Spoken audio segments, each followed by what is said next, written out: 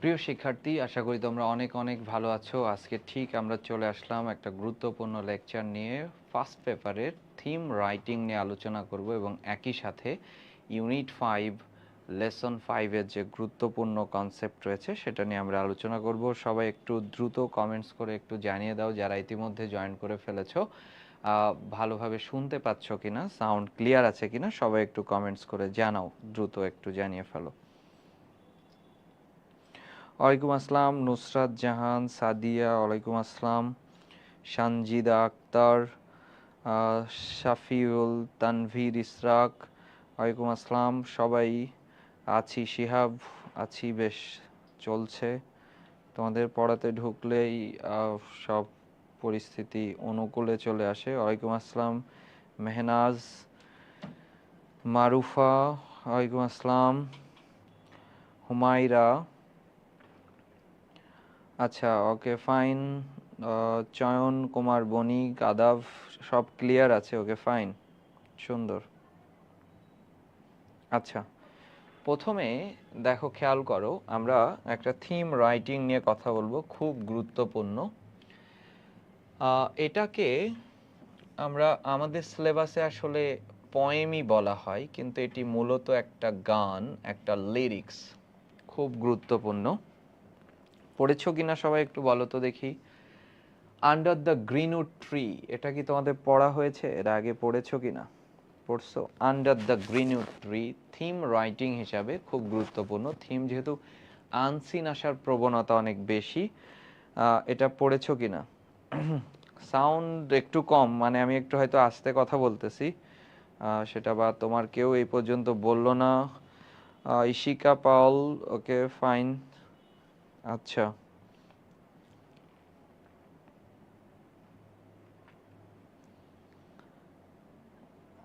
আচ্ছা, পড়ো নাই কেন? এটা খুব খুব গুরুত্বপূর্ণ, খুব গুরুত্বপূর্ণ, খুবই গুরুত্বপূর্ণ। আচ্ছা, সবাই কি দুইজন সাউন্ড নিয়ে কমেন্টস করেছে? আর আর বাকিদের কি অবস্থা? আছি ভালো। সোহানুর রহমান, ওকে। না, এইটা এই আনসিন পয়েম, এটা আনসিন পয়েম, আনসিন পয়েম, এটা এই আনসিন পয়েম হচ্ছে টেক্সট বইয়ের আনসিন পয়েম, আনসিন পয়েম, এটা আনসিন পয়েম, বুঝতে পারছো? সামারি রাইটিং যেমন টেক্সট বই থেকে আসবে, এবং তোমার হচ্ছে 80% ক্ষেত্রেই থিম রাইটিং কিন্তু আনসিন হবে, বুঝতে পারছো না? 80% ক্ষেত্রেই থিম রাইটিং আনসিন হবে। কবিতাটা পড়ানোর পরে তুমি আমাকে মানে বলার চেষ্টা করবা যে এটার মূল ভাব তোমার ভাষাতেই মোটামুটি একটু বলো।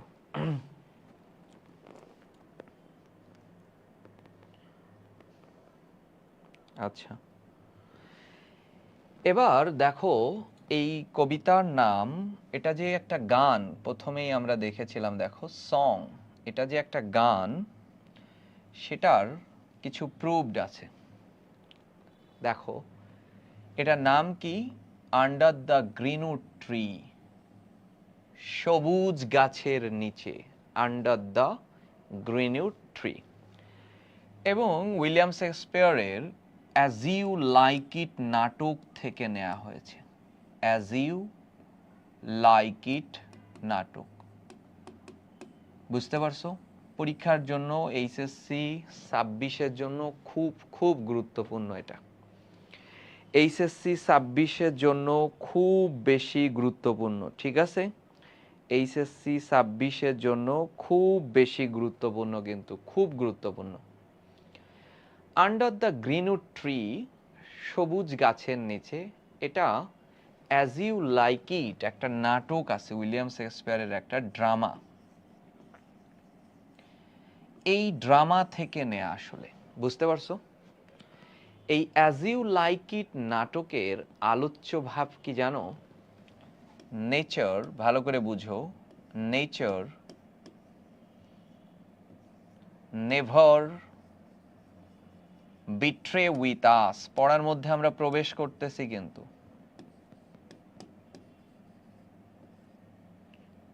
But human does, but human does. এই কথাটা দিয়ে কি বুঝলা বলতো? নেচার, প্রকৃতি, never betrays with us but human does. এটা এই কথাটা দিয়ে কি বুঝেছো একটু আলোকপাত করো তো। এই তোমরা 26 ব্যাচ শেষ হতে লাগলো, আনসিন পয়েম থেকে যে থিম রাইটিং আসার সম্ভাবনা 80%, এই কথাটা কি জানো না তোমরা?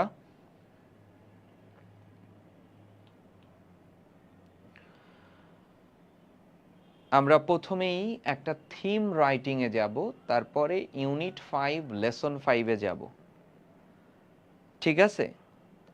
আমাদের থিম রাইটিং কিন্তু বারবার বলতেছি আনসিন আসার সম্ভাবনা 80%।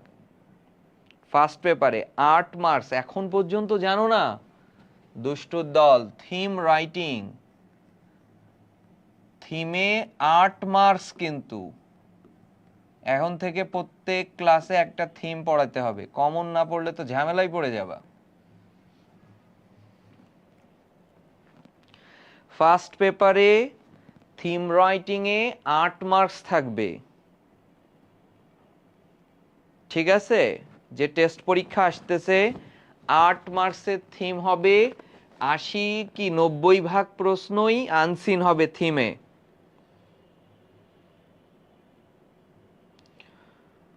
ঠিক আছে?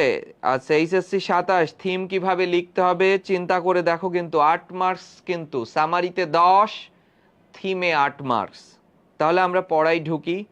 আমাকে সবাই এইটুকু বলে, এই লাইনটা দিয়ে কি বুঝেছো? Nature never betrays with us but human does. এই লাইনটা দিয়ে কি বুঝেছি বলো?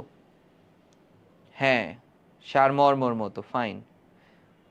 ফজলে রাব্বি এখন হুট করে ক্লাসে এসে বারবার এই কথা যেন আমি আর একবারও শুনি না। আমি বলতেছি আমাদের যে থিম রাইটিং হবে এটার 80%, এত সময় বলতেছি না, এখন 90%ই আনসিন হবে, বই থেকে আসবে না, ঠিক আছে? তো ক্লাসে যেগুলো পড়ানো হয় সেটা খুব দারুণ করে নোটস করে রাখো এবং লেকচারটা শোনো যাতে তুমি বানায়ে লিখতে পারো। না, থিম একটাও টেক্সচুয়াল আসার সম্ভাবনা নেই। কাউসার আহমেদ, আমি কি উত্তর দিতে পেরেছি? থিম রাইটিং টেক্সচুয়াল আসার সম্ভাবনা 10%, 90%ই, ঠিক আছে, কখনোই। ফাইন। ইশিকা লিখেছে প্রকৃতি কারোর সাথে কখনোই বেইমানি করে না, কিন্তু মানুষ করে। দারুণ। ইশিকার যে উপলব্ধি আজকের কবিতার, সেই উপলব্ধিটা আজকে সেটা। এই কবিতাটি যেখান থেকে নেওয়া হয়েছে উইলিয়াম শেক্সপিয়ারের বিখ্যাত নাটক অ্যাজ ইউ লাইক ইট থেকে।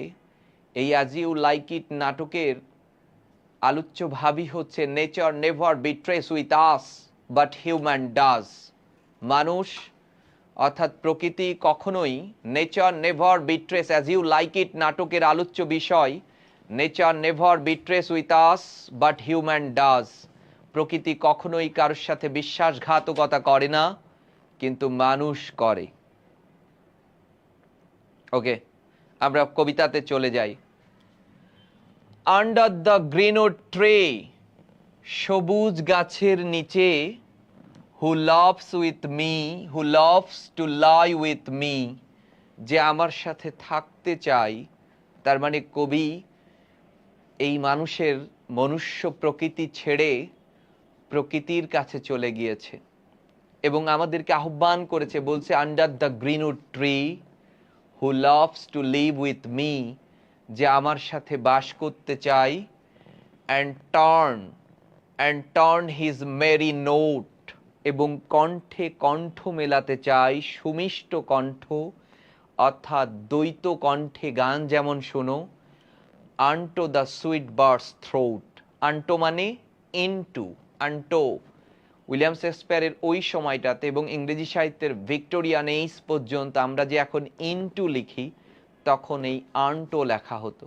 বলতেছে সবুজ গাছের নিচে মানে প্রকৃতির কাছে, who loves to lie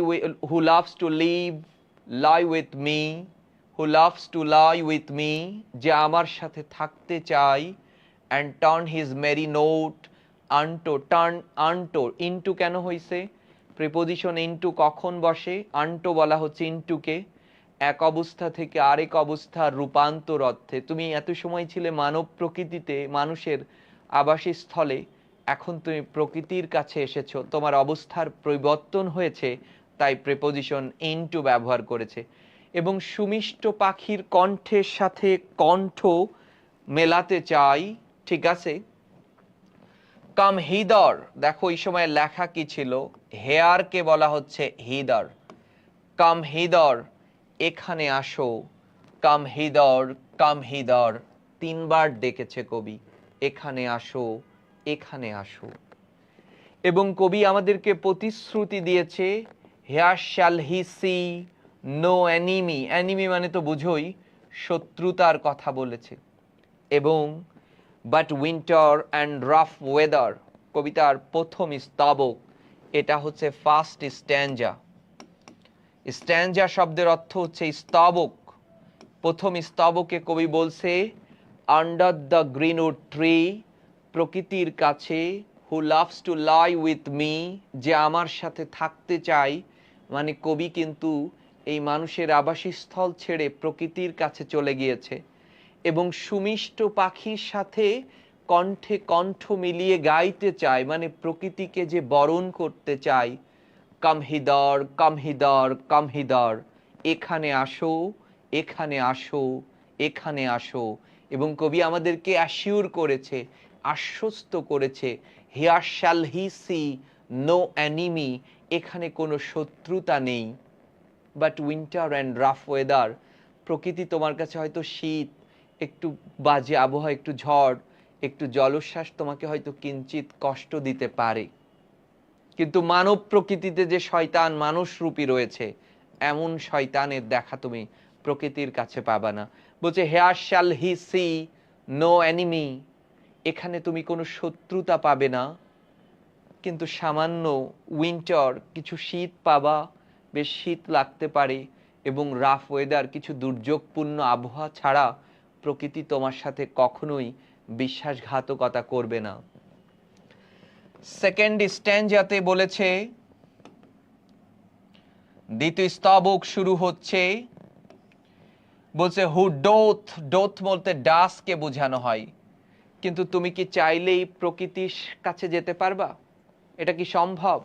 তুমি তো গাড়ি বাড়ির মালিক হতে চাও, তুমি তো ঢাকা বিশ্ববিদ্যালয়ে পড়তে চাচ্ছ, তুমি বিসিএস ক্যাডার হতে চাচ্ছ, তোমার গাড়ি লাগবে, বাড়ি লাগবে, নারী লাগবে, কত কিছু লাগবে তোমার। কবি তোমাকে ডাকে নাই। প্রকৃতির কাছে যাওয়ার জন্য কবি তোমাকে শর্ত দিয়েছে, বলছে হু ডোথ অ্যাম্বিশন শান, শান মানে অ্যাভয়েড। শান শব্দের অর্থ কি বলো? অ্যাভয়েড, এড়িয়ে চলা। শান শব্দের অর্থ হচ্ছে অ্যাভয়েড, এড়িয়ে চলা। কবি বলছে হু ডোথ অ্যাম্বিশন শান, যারা তাদের এই উচ্চাকাঙ্ক্ষা ত্যাগ করতে পারবে, গাড়ি বাড়ি লাগবে না, এই যে লাগবে, টাকা লাগবে, প্রচুর টাকা লাগবে, এই সব যে উচ্চাকাঙ্ক্ষা যারা ত্যাগ করতে পারবে, and loves to live with the I apostrophe টি মানে উইথ দ্য সান, এবং যারা সূর্যের কিরণ মেখেই বাঁচতে পারবে। সিকিং, সিক মানে তো বুঝোই অনুসন্ধান করা, খোঁজ করা। Sick the foods he eats, এবং সে যা খায়, অর্থাৎ নিজের খাবার নিজেই অন্বেষণ করতে পারবে। And pleased with what he gets, এবং যতটুকু পাবে তাতেই সে প্লিজড, সন্তুষ্ট থাকবে। এই সমস্যা, এই গুণাবলী যদি মানুষের মধ্যে একবার আসে, এ তো প্রকৃতি কি, মানে পৃথিবী হবে এক বাসযোগ্য পৃথিবী। পৃথিবীতে তো কোনো শান্তি, মানে শান্তি আর শান্তি, অসহ্য শান্তিতে মানুষ তখন আবার মরতে শুরু করবে। এত অসহ্য সুখ, এত অসহ্য সুখ সহ্য করতে পারবে না যদি এগুলো বাস্তবায়ন হয়। প্রকৃতির সাথেই বাড়বে, উচ্চাকাঙ্ক্ষা ত্যাগ করবে, নিজের খাবার নিজে অন্বেষণ করবে, যতটুকু পাবে তাতেই সন্তুষ্ট হবে। And pleased with what he gets, যতটুকু পাবে তাতেই সন্তুষ্ট হবে। কবি তাদেরকে আবার বলেছে কাম হিদার, কাম হিদার, কাম হিদার, এখানে আসো, here shall he see no enemy, এখানে তুমি কোনো শত্রুতা দেখতে পাবে না, কিছুটা winter weather and rough weather ছাড়া। বুঝেছো? কনসেপ্ট কি বুঝেছো? কি বলেছে বুঝতে পেরেছো?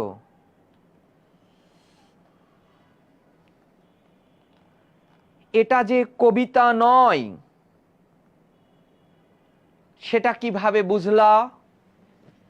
এই একই দেখেছো কামহিদার কামহিদার, বাংলা গান শোনো তো, বাংলা গান তো শোনো, প্রথমে দেখো না যে গান যে লাইন গাওয়া হয় সেই পঙ্কোক্তি আবার একবার হলেও গাওয়া হয়, অর্থাৎ একই পঙ্কোক্তির যদি পুনরাবৃত্তি হয়, দেখো এইটুকু একদম পুরো পুনরাবৃত্তি হয়েছে, তখন তাকে আমরা লিরিক্স বলে থাকি, সং বলে থাকি। অ্যান্ড লাভস, এবং পছন্দ করে, to live with I apostrophe T with the sun, সূর্যের সাথে যে বেড়ে উঠতে পছন্দ করে, অর্থাৎ এক কথায় প্রকৃতির সাথে যে থাকতে চাই।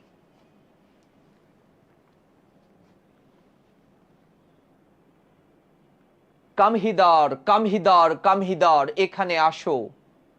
Hair shall he see no enemy but winter and rough weather, প্রকৃতি তোমার কাছে। তাহলে বলো, এই কবিতার মূল ভাব কি আমরা অ্যাজ ইউ লাইক ইট নাটকের মূল ভাব লিখতে পারি না? বলেছে কবি উইলিয়াম শেক্সপিয়ার, তার ব্যক্তি জীবন আমি বলবো না, তোমরা হাসাহাসি করবা, তার জীবনে 4টা বিয়ে ছিল, এটুকুই বললাম। এবং অ্যাজ ইউ লাইক ইট তো আমি পড়েছি, তোমরা পড়ো নাই। এখানে যে মানবিক যন্ত্রণা ভোগ করে করে কবি যে প্রকৃতির কাছে চলে গেল এবং যে আমাদেরকে ডেকেছে এখানে আসো, এবং আমাদের আশ্বস্ত করেছে তুমি আসো, এখানে কোনো শত্রুতা নেই। তুমি যে মানব সমাজের মধ্যে প্রতিনিয়ত continuously you have to face the bitterness, human রিলেশনশিপের মধ্যে যে তিক্ততা রয়েছে, সেই তিক্ততা তুমি এখানে পাবে না, সেই তিক্ততা তুমি এখানে পাবে না। তুমি আসো, কামহিদার কামহিদার কামহিদার, কবি আশ্বস্ত করেছে, 3বার বলেছে, মানে তুমি বুঝতেই পারছো 3 সত্য, 3 সত্য দিয়েছে, যেটাকে আরো গুরুত্ব, আমরা বলি না কসম করে বল, সে 3বার বলতেছে কামহিদার কামহিদার কামহিদার, তোমাকে এতটা আশ্বস্ত করেছে যে তুমি প্রকৃতির কাছে আসো, এখানে কোনো শত্রুতা নেই। তুমি যে যন্ত্রণার মধ্যে you are passing through bitterness, তুমি যে তিক্ততার মধ্যে দিয়ে যাচ্ছ, তুমি যে হিউম্যান রিলেশনশিপের যে তিক্ততার মধ্যে দিয়ে যাচ্ছ, তুমি যে প্রেমহীন সমাজের মধ্যে দিয়ে যাচ্ছ, তুমি যে মানবতাহীন সমাজের মধ্যে দিয়ে যাচ্ছ, you are going through the humankind, lack of humankind, you are going through the griefness, তুমি যে দুঃখের মধ্যে দিয়ে যাচ্ছ, you are going through the bitterness, you are going through the grief, তুমি যে কষ্টের মধ্যে দিয়ে যাচ্ছ, and eventually you are going through the agony, তুমি যে যন্ত্রণার মধ্যে দিয়ে যাচ্ছ। if you want to relieve from this agony, তুমি কি এই যন্ত্রণা থেকে মুক্তি পেতে চাও? now it is time to come, এখন সময় এসেছে, to come with contact with the nature, nature and nature.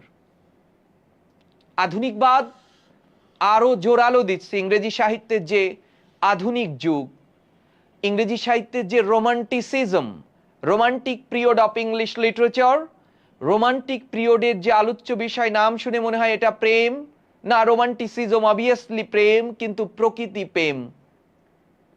William Wordsworth, Samuel Taylor Coleridge, Dorothy ওয়াটসওয়ার্থের মতো কবিরা, এরা সব সময় এই আধুনিকবাদকে স্বীকৃতি দিয়েছে প্রকৃতির প্রেমের কথা।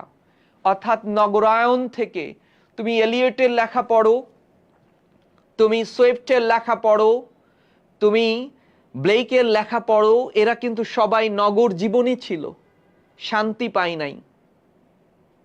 এরা সবাই, আমরা আরেকটি থিমের জন্য পড়বো, lake isles of Innisfree, William Butler ইয়েটসের কবিতা। ইয়েটস খুব ধনী ছেলে ছিল, তারপরেও সে বলেছে আমি এখনই উঠব, I will go, arise now, I will arise now and I will go, the lake of isles of Innisfree, আমি ইনিসফ্রি দ্বীপে চলে যাব। এরা সবাই তুমি দেখো জীবনানন্দ মেট্রোপলিটনে থাকতো, কিন্তু কলকাতা শহরে থেকে সে ধান খেতে চলে এসেছে। এই রোমান্টিসিজমের যে কনসেপ্ট, প্রকৃতি প্রেম, মেট্রোপলিটন থেকে ধান খেতে। আমরা তুমি দেখো গ্রামের থেকে, এখনই আমাদের কথা বলি, ইউটিউবে যদি আমি যেমন প্রতিদিন, বিলিভ ইট অর নট, প্রতিদিন গ্রামের শীতের সকাল আমি ইউটিউবে সার্চ করে দেখি। কেন? আমি আমি এখানে আমার শরীর রয়েছে, আমার আত্মা রয়েছে প্রকৃতির কাছে। এই ঢাকাতে আমার বাহ্যিকতা রয়েছে, আমার অভ্যন্তরীণ, আমার ইমপ্লিসিট অ্যাক্টিভিটিস রয়েছে ওই গ্রামের ওই শেকড়ে। প্রতিদিন আমি যেতে পারছি না, আমি প্রত্যেক দিন, বিলিভ ইট অর নট, ওই গরমকালেও শীতের সকালের সার্চ দিয়ে দেখি শাইখস রাজের অনুষ্ঠান মাটি ও মানুষ। আমি প্রতিদিন, এটা তো টিভিতে দেখা, টিভি দেখার সময় হয় না, এটা দেখতেছি। কেন? মেট্রোপলিটন থেকে, নগরায়ন থেকে এই প্রকৃতির কাছে যাওয়ার বাসনা উইলিয়াম শেক্সপিয়ার থেকে শুরু করে হালের অরুন্ধতী রয় পর্যন্ত এই সবার মধ্যেই এই বাসনা রয়েছে। এবং জীবনানন্দ তো এত প্রকটভাবে সেটা তুলে ধরেছে, তুমি চিন্তাই করতে পারবে না।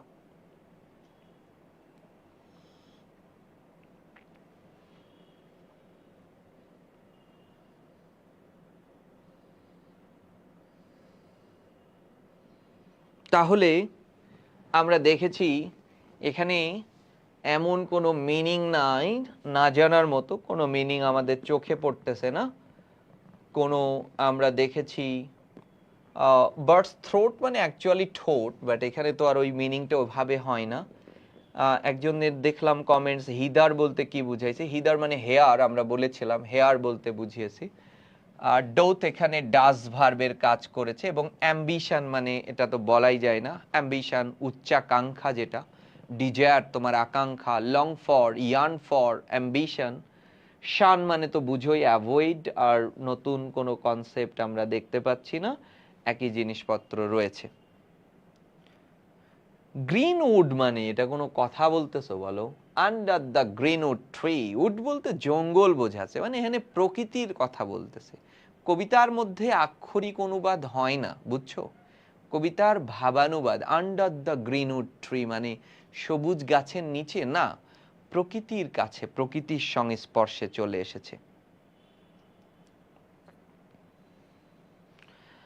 আমরা অনেকবার আমরা দেখেছি এই একই প্রশ্নের উত্তর অনেকবার দিয়েছি। তোমরা ক্লাসে কোথায় ছিলে বলো? আই অ্যাপোস্ট্রফি বলতে উইথ, দেখেছো? অ্যান্ড লাভস টু লিভ, বসবাস করতেছে কার সাথে? উইথ দ্য সান, সূর্যের সাথে। তাহলে আমরা দেখেছি অ্যাম্বিশনের কথা। আমরা আর কোনো পুরো কনসেপ্টগুলো নিয়ে আমরা, তাহলে প্রকৃতির কাছে এই কবিতার এবার একটা আলোচ্য ভাব বলো, যারা শুরু থেকে ছিল। এই কবিতার মধ্যে কি বলা হয়েছে? যার যার ভাষায় বলো একটু। না না, তোমরা তো ক্লাসে তো তোমরা নিজেদের গল্প করতেছো, আমাকে এখন আমার মূল গল্পটার কথা বলো। এই কবিতার মধ্যে আমাদের কোন দিকের কথা বলা হয়েছে? ন্যূনতম আমাদের কোন দিকের কথা বলা হয়েছে একটু আমাকে এটি জানাও সবাই।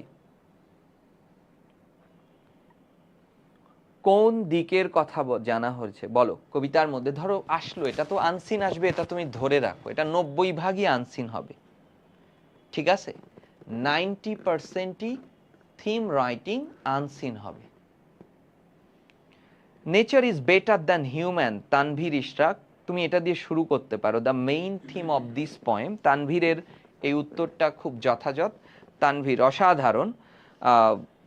এই যে এত মানুষগুলোর মধ্যে থেকে খুব দারুণ, তুমি এটা বলতে পারো। তাহলে তুমি তানভীর ইশরাক, তুমি তোমার মতোই শুরু করো। তুমি যেটা বলেছো এটা খুবই গ্রহণযোগ্য। না, প্রকৃতির প্রতি ভালোবাসা এরকম কিছু বলা হয় নাই। তানভীর খুব দুর্দান্ত উত্তর দিয়েছে। The main theme of this poem, এই কবিতার মূল ভাব, nature is better than human nature. এটা একটা ভাব তানভীরের ভাষায়, এবং তানভীরের যে বোধগম্যতা, এবং এটা সার্টিফাইড। অনেক ক্রিটিক্সরা এই কবিতাকে এই ভাষা লিখেছে। Nature is better than human nature, প্রকৃতি মানব প্রকৃতির থেকে ভালো। অনল বলেছে ইটারনাল স্যাটিসফ্যাকশন অফ নেচার, ঠিক আত্মিক একটা সুখের কথা বলেছে। আমি তানভীরের উত্তরটাকেই নিব, খুব দুর্দান্ত বলেছে। অর্থাৎ এই কবিতার মাত্র 2টা স্ট্যান্জার কবিতা ছিল, তার মধ্যে বারবার 6বার কবি আমাদের আহ্বান করেছে প্রকৃতির কাছে আসো। তার মানে ভালো না হলে এতবার ডাকতো না। একটা থিম কিসের উপর ভিত্তি করে আসে? একটা থিম ভিত্তি করে আসে হচ্ছে কবিতায় বহুবার উচ্চারিত শব্দগুচ্ছ বা স্ট্যান্জার উপরে। কবিতায় বহুবার ব্যবহার হয়েছে এমন কথার ভিত্তিতেই একটা থিম রচিত হয়। থিম এবং সামারির মধ্যে পার্থক্য কি? সামারি হচ্ছে কবি যা বলেছে সরাসরি সেটাই তুমি বর্ণনা করতে পারো। তুমি এখানে বলতে পারো, যদি আমরা সামারি লিখতাম এভাবে লিখতে পারতাম, in this poem the poet William Shakespeare, এই উইলিয়াম শেক্সপিয়ার আমাদেরকে কি কল ফর, আহ্বান করেছে, to live with the nature, প্রকৃতির সাথে বসবাস করার জন্য আহ্বান করেছে। সরাসরি আমরা এভাবে লিখতে পারতাম না, প্রকৃতির গুণাগুণ এসব কিছুই বলেনি। আমরা অনলের অ্যান্সারটা আমাদের কাছে যৌক্তিক এবং তানভীরের অ্যান্সারটা সব থেকে বেটার ছিল। যদি না শুনো কথাবার্তা, না শুনলে কি লেখা আসবে? লেখা কারোর আসে এমনি এমনি? বলো। তোমরা তো বাংলা কবিতার সামারি লিখতে পারবা না, সারাংশ তো ভিন্ন কথা। সেই কবিতা ইংরেজি কবিতা আসবে, তাও আবার আনসিন আসবে, সেইটার জন্য যদি তোমরা এরকম উদাস ভঙ্গিতে ক্লাস করো তাহলে তো এই লেখা আসবে না। সারা জীবন খালি বলবা আমার ইংরেজিতে সমস্যা, কিন্তু সমস্যা দূর করার জন্য যে ক্লাসে মনোযোগী হইতে হবে সেইটা তো তোমরা কেউ বলো না।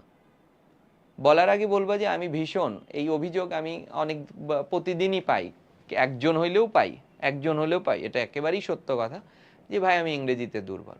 এরপর থেকে আমি আজকে বলতেছি, যে বলবা সে আগে বলবো আমি পড়াশোনায় ভীষণ উদাসীন, ইংরেজিতে আরো উদাসীন, ক্লাসের সময় আমি কখনোই মনোযোগী দিই না এবং আমি ইংরেজিতে দুর্বল। 6টা বাক্য লিখবা, তারপরে উত্তর কথাবার্তা, তাই না? এভাবে নিজের পরিচয়টা দিতে হয়। আমি ইংরেজিতে দুর্বল এই কথা বললে তো হবে না। তুমি বলবা আমি কখনোই ক্লাসে মনোযোগ দিই না এবং জন্ম থেকে কখনোই দিও নাই এবং ভবিষ্যতেও দেওয়ার ইচ্ছা নেই এবং আমি দুর্বল, এভাবে বলবা।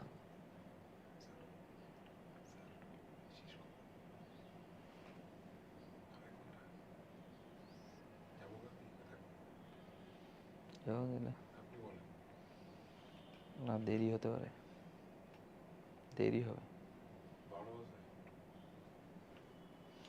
আচ্ছা, কত লাইন আসলে আমরা লিখব সেটা আমাদের কত লাইনের মধ্যে প্রকাশ করতে পারবো। আমরা যদি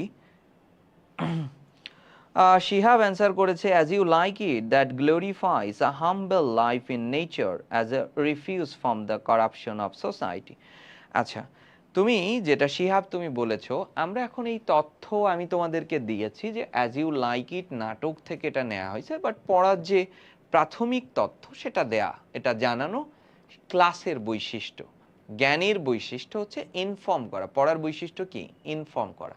কিন্তু তুমি কি আদেও জানো এটা অ্যাজ ইউ লাইক ইট থেকে নেওয়া হয়েছে, অথবা এটার কোনো সোর্স, এটার কোনো নাম, এটা কবির নাম পরীক্ষাতে কিছুই লেখা থাকবে না, শুধু লেখা থাকবে রাইট আ থিম, একটা থিম লেখো according to the following poem, নিচের পয়েম অনুসারে একটা থিম লেখো। তার মানে তুমি কিন্তু এই পুরো কনসেপ্ট কিছুই জানো না। তাই কবিতার মধ্যে মানে থিম লেখার মধ্যে কবি এটা থেকে নেওয়া হয়েছে, এই জায়গা থেকে নেওয়া হয়েছে, কোনো কিছুই লেখা যাবে না। আমার কথা স্পষ্ট, কোনো কিছু লেখা যাবে না, কোনো কিছু লেখা যাবে না, ঠিক আছে? কোনো কিছু লেখাই আসলে যাবে না। Concept clear? সো তুমি, একজন বলছে চ্যাট জিপিটি কিনা, সেটা সাহায্য নিতে পারে, এটা একটা ভালো মাধ্যম, কিন্তু চ্যাট জিপিটির সাথে আমি একটা মজার গল্প করি। চ্যাট জিপিটির সাথে আমার প্রায়ই থিম লেখা আর সামারি লেখা নিয়ে ঝগড়া হয়, বুঝতে পারছো? আমি তোমাকে আমি বলি যে আপনার তো থিম লেখা হয় নাই, ও সরি সরি আমি আসলে মানুষ না, আমার কবিতা সম্পর্কে মানুষের মতো অনুভূতি নিতে পারি না, এসব উত্তর দেয়। সো ওদের থিম এবং সামারি লেখা আসলে হয় না। বুঝতে পেরেছো? বাট এটা সাহায্য নেওয়া তোমার জন্য ভালো, এটা খারাপ কি? ভালো। শেখার সবগুলো মাধ্যমকে কাজে লাগিয়েই সেটাকে শেখা সবচেয়ে গুরুত্বপূর্ণ। বুঝতে পেরেছো? বাট থিম আর রাইটিং নিয়ে আমি প্রায় এটা একটা খেলাধুলো করি। যখনই বসে থাকি, নেট থাকলেই হয়েছে, একা একা বসে আছি এরকম। কয়েকদিন আগে বলছে আমি তো মানুষ না, আমি কবিতার ধারা বুঝতে পারিনি আপনার মতো, হ্যান ত্যান। ঠিক আছে, তারপর আমি একটা গালি দিয়েছি, তারপরে আমাকে বলতেছে হ্যাঁ রেগে যাচ্ছেন আপনি। ঠিক আছে, এই থিমের জায়গাটা আসলে ঠিক হয় না, এবং গুগল টুগল করেও আসলে থিম, এটা একটা বস্তুনিষ্ঠ পড়াশুনো, এবং এটার জন্য আমরা শিখেছি এভাবেই না, প্রফেসরদের সান্নিধ্যে। এটা নোট পড়া, নোট পুস্তকে একেবারেই যাচ্ছে তাই অবস্থা। এবং অনলাইনে একজন খুব পপুলার টিচার আছে অনলাইনে, আমি অনেকবার কমেন্টস করেছি, দুইজনকে, একজন উত্তর দিয়েছে, বলছে আমি আর এভাবে পড়াবো না। আমি নাম বলতেছি না যেহেতু তোমরা ছোট মানুষ, এটা নিয়ে অনেক ইয়ে করে ফেলতে পারো। আরেকজন আছে, আমি সম্মান রাখি, আমি অনেকবার মেসেজ করেছি, প্লিজ আপনি মানে এটা নিয়ে আপনার সাথে আমি কথা বলতে চাই, অনেকবার, এবং 3 বছর ধরে মেসেজ দিচ্ছি। বুঝতে পারছো? প্রায়ই আমি মেসেজ দিই, 3 বছর ধরে উত্তর দেয় না, দেখে, সিন করে, আবার ব্লকও করে না। বুঝতে পারছো? যেটা তো হয় নাই, আপনি এভাবে কেন লিখেছেন, হ্যান ত্যান, অনেক দিন ধরে বলে আসতেছি, কোনো সদুত্তর দেয় না। একজন আমার সাথে সাথেই দিয়েছে, বলছে আপনি আমার ক্লাস দেখেন, আমার ভালো লাগলো শুনে। তারপরে এই বিষয় নিয়ে, এটা অবশ্য প্রথমত একটি স্টুডেন্টই আমাকে এবার অ্যাডমিশন দিচ্ছে, ওই ফার্স্ট আমাকে দেয় যে ভাই এটা কি হবে কিনা। তো আমি সাথে সাথে মানে নক করছে, উত্তর দিছে, বলছে আপনি মানে খুবই বিনয়ী, খুবই ভালো ভালো লাগছে যে ক্লাস দেখেন, এটা আমার খুব ভালো লাগছে। তো অনেকেই তো পড়াই, বিভিন্ন 10 মিনিটস টেনিসের কথাবার্তাও বললো। আমি বললাম হ্যাঁ অনেকেই পড়াই, মানে সেটা আপনিও পড়াবেন ভুল হলে। এরপর বলছে আমি আরো পড়ে এসে পড়াবো, এরকম বলেছে। আচ্ছা, এই থিমের জন্য, তাহলে এই থিম নিয়ে তানভীরের কথাকে আমরা বেস ধরেছি, তানভীর খুব ভালো বলেছে এবং অনল খুব ভালো বলেছিল। তানভীরের কথা আমরা বেস ধরে আমরা এই বিষয়টা নিয়ে আগাচ্ছি। দেখো, খেয়াল করো, আমরা প্রথমেই এই জায়গাটাতে একটু আসো। The main theme of this poem, এই কবিতার মূল ভাব। এই লেখাটা নিয়েও বোর্ডের এক অংশের এক ধরনের প্রশ্ন চলে এসেছে, এটা দরকার নেই এমন এসেছে। যেমন রাজুকের একটা টিচার, একটা স্টুডেন্ট, আমার একটা স্টুডেন্ট ছিল, ওর খাতায় মার্কস কেটে নিয়েছিল, সেই বিষয় নিয়ে আমার এক ধরনের কথা হয়েছিল। The main theme of this poem, এই কবিতার যে মূল ভাব, ইজ দ্য কন্ট্রাস্ট বিটুইন, একটা কন্ট্রাস্ট হয়েছে। কিন্তু কন্ট্রাস্ট মানে কি বলো, খুব ভালোভাবে দেখবা, কন্ট্রাস্ট মানে একটা বৈপরত্য হয়েছে, হ্যাঁ, একটা বৈসাদৃশ্য হয়েছে, এভাবে বলতে পারি, একটা বৈসাদৃশ্য হয়েছে বিটুইন, দুইটার মধ্যে। একটা হচ্ছে প্রকৃতি, আরেকটি হচ্ছে এই মানব প্রকৃতি, এই শহর নগরের কথা বলেছে। সেটা কি? বিটুইন দ্য পিসফুল, খেয়াল করো, honest life in nature and the false ambitious life in society. এই লেখাটাকে আরো ভেঙে ছোট করবা, নোটসে যেন আমি এই লেখা হুবহু দেখি না তোমাদের। আমি আসতেছি, জোহরা পারভিন, তোমার লেখায় আমি আসতেছি। খেয়াল করো, আমরা এই লেখা যেন হুবহু কেউ লিখো না, প্লিজ হুবহু কেউ লিখবা না, আমি বুঝাই দিচ্ছি, এটা যেন বৈচিত্র্যতা হয়।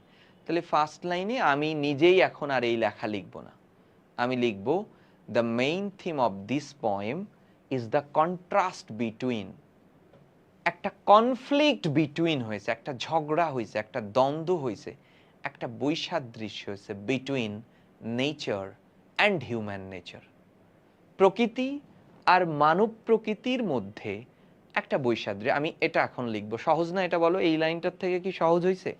তানভীরের কনসেপ্ট নিয়ে আমি আগাইছি, কিন্তু যে লাইনটা লেখা আছে এই লাইনটাও সহজ, এটা আধুনিক ইংরেজি। কেন? দেখো, and the false ambitious life in society, অর্থাৎ অ্যাপজিটিভ ব্যবহার করেছি। যেমন তোমার নাম লিখলাম যে তানভীর, ইজ মাই স্টুডেন্ট, সেটা বললে একটা বাক্য হলো। এবার তানভীর লিখে এরকম কমা দিয়ে লিখলাম the students of HSC 26 or the applicant of HSC 26, এটা তার সম্পর্কে একটা পরিচয় দেয়া হলো। এটা একটা আধুনিক ইংরেজি হলো, ঠিক আছে। এখন কনসেপ্টটা হচ্ছে আমি বলতেছি নোটস মানে কিন্তু এইটা না। নোটস মানে কি যা যা লেখা আছে সেটা লেখা। ইউনিভার্সিটিতে যাবে না মাত্র আর 1 বছর পরে 26-এর যারা আছো, 27-এর যারা আছো 1.5 বছর পরে বিশ্ববিদ্যালয়ে পড়তে হবে না। নোট কি স্যার যা যা বলবে সেটা লিখে লিখে দেখেও তিনি একদম ডাহা ফেল, একেবারে ফেল। যা যা লিখেছো তাই তাই যদি তুমি যে এইভাবে লেখো, স্যার যা লিখে গেছে গরুর মতো, ঠিক আছে, তুমি সেগুলো লিখেছো, এটা নোটস না। নোট মানে কনসেপ্টকে ক্লিয়ার করা। তাহলে নোট করবা, এটাকে চেঞ্জ করবা। তাহলে প্রথম লাইন আশা করি চেঞ্জ হয়ে গেছে। The main theme of this poem, এই কবিতার মূল ভাব কি বলো? The main theme of this poem is the contrast. Contrast যদি মনে না রাখো, কনফ্লিক্ট লেখো। কন্ট্রাস্ট ভালো শব্দ, এখানে কনফ্লিক্ট লেখাই ভালো, কন্ট্রাস্ট লেখাই ভালো হবে। এটা যদিও সিনোনিম, বাট সিনোনিম হলেও অ্যাপ্রোপ্রিয়েট কবিতার এই জায়গার জন্য না। The main theme of this poem is the contrast, একটা বৈসাদৃশ্য। কার মধ্যে? দুইজনের মধ্যে। দুইয়ের মধ্যে হলে বিটুইন। কার কার মধ্যে? Nature and the human nature, প্রকৃতি এবং মানব প্রকৃতির মধ্যে একটা অমিল দেখানো গেছে। এটা যদি মনে না রাখে তুমি ডিসএগ্রিমেন্ট লেখো, এটা ভালো হবে, সহজ হবে। ডিসএগ্রিমেন্ট, এগ্রিমেন্ট আর ডিসএগ্রিমেন্ট তো বুঝোই। তাহলে the main theme of this poem is the disagreement between, এখানে লিখতে পারো বিটুইন নেচার। আমি লিখবো না, এগুলো তোমার নোটে শুনবো, নোট শুনবো। একেবারেই নোট করো, খালি দেখে দেখে লেখা নিজের মতো করে, নিজের ভাবনা। আমি কিন্তু নোটস দেখি, কিন্তু সবার কপি পেস্ট হয়, ঠিক আছে। কনসেপ্ট হচ্ছে সেটা। একদমই যে জায়গাগুলো নোটস করা এখন থেকেই শিখো নিজের ভাষা। এটা কি তোমার মুখস্থ থাকবে? থাকবে না তো। হ্যাঁ, এটা লিখতে ভালো হলো, কিন্তু এটা তো তাহলে সেই মুখস্থর দিকে চলে গেল, আবার সেই মস্তিষ্কের উপরে চাপ। তাহলে first line clear. The main theme of this poem is the contrast between, কি বলো? নেচার অ্যান্ড হিউম্যান নেচার, প্রকৃতি আর মানব প্রকৃতির মধ্যে একটা ডিসএগ্রিমেন্ট দেখিয়েছে। এবার আসি, ইট শোজ দ্যাট, এটা আরো দেখিয়েছে যে রিয়েল পিস, প্রকৃত যে শান্তি, প্রকৃত যে জয়, এটা আর ফাউন্ড দেখা যায় ইন নেচার, প্রকৃতির মধ্যে, not in busy human society. এই লাইন কিন্তু চেঞ্জ করুন, এটা সহজ লাইনে আছে, পারবা না লিখতে। ইট শোজ দ্যাট, এই কথাটাও যদি তুমি বাদ দিতে চাও দিতে পারো, যে আমি ভাই সিম্পলে লিখবো, ক্লজটা আমি নিব না, দিতে পারো, সমস্যা নেই। রিয়েল পিস অ্যান্ড জয়, সত্যিকারের যে শান্তি এবং আনন্দ, এটা খুঁজে পাওয়া যায় আর ফাউন্ড ইন নেচার, প্রকৃতির মধ্যে, not in human. The concept কি? নট ইন বিজি হিউম্যান সোসাইটিতে খুঁজে পাবা না। প্রথম দুই লাইন কি পারবা না লিখতে? বলো, এসব ঢেকে ফেলি।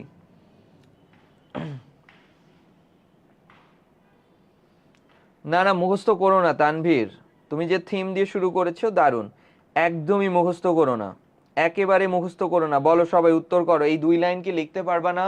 The main theme of this poem is the contrast অথবা is the disagreement between nature and human nature, প্রকৃতি আর মানব প্রকৃতির মধ্যে এক অমিলকে দেখিয়েছে। এবং দেখিয়েছে বিসাইডস, এছাড়াও ইট শোজ দ্যাট, এটা আরো দেখিয়েছে যে প্রকৃত সুখ, রিয়েল পিস অ্যান্ড জয়, প্রকৃত আনন্দ, পিস মানে তো বুঝোই শান্তি, আর জয় মানে আনন্দ, অ্যান্ড ইভেনচুয়ালি অথবা and as well as the pleasure, প্রকৃত যে আনন্দ, যে আত্মতৃপ্তি, সেটা খুঁজে পাওয়া যায় কেবলমাত্র কোথায়? In nature, not in busy human নেচারের মধ্যে পাওয়া যায় না, হিউম্যান সোসাইটিতে পাওয়া যায় না, ঠিক আছে।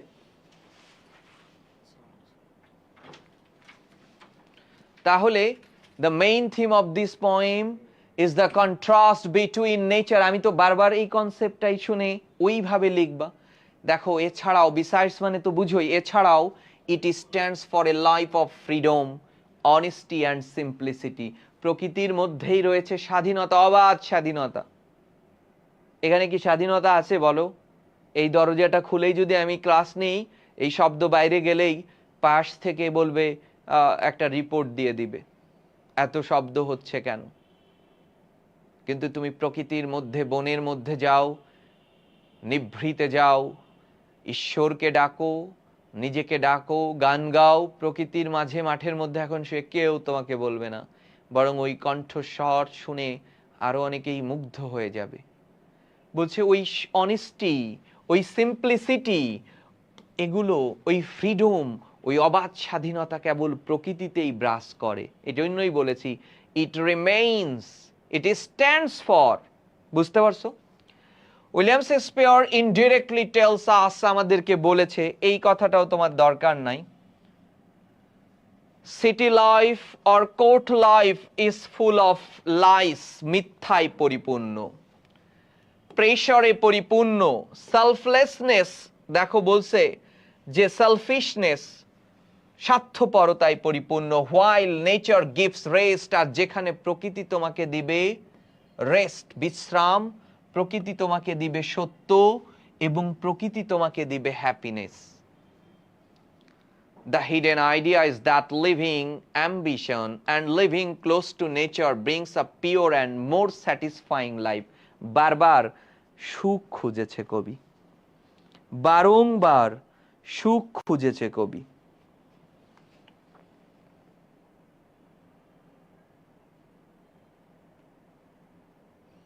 এই নিজেদের মধ্যে ঝগড়া বা ঝাঁটি চালাচ্ছ কেন? কেন চালাচ্ছ?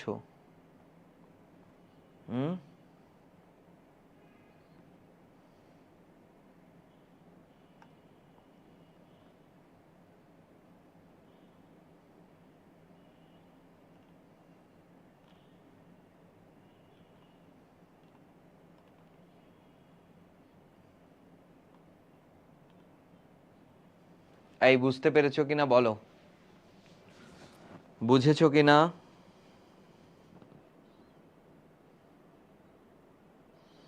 না না, প্যাসেজের থেকে তো এটা সামারি, কবিতা দেয়া থাকবে, কবিতার লাইন থেকে তো তুমি নিতে পারবে না তানভীর, সমস্যা তো এইখানে, কবিতা দেয়া থাকবে।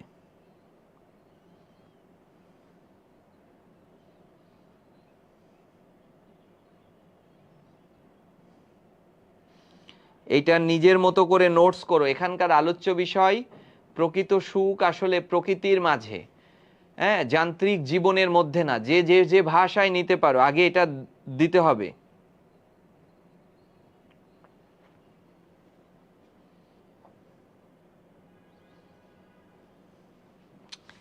এই তোমরা না, এবার শোনো, আমাদের যে প্যাসেজ, এই টেক্সট বইয়ের 99 পেজ বের করো, 99 নাম্বার পেজ বের করো। এটা নোটস কিন্তু, কবিতার নোটস কিন্তু দিবাই, কিন্তু কবিতার কনসেপ্টগুলো তোমরা খুবই ফাঁকিবাজ হয়ে গেছো কিন্তু। এবার আমাকে বলো, টেক্সট বইয়ের 99 পেজ বের করো, অর্থাৎ 99 নাম্বার পেজ বের করো।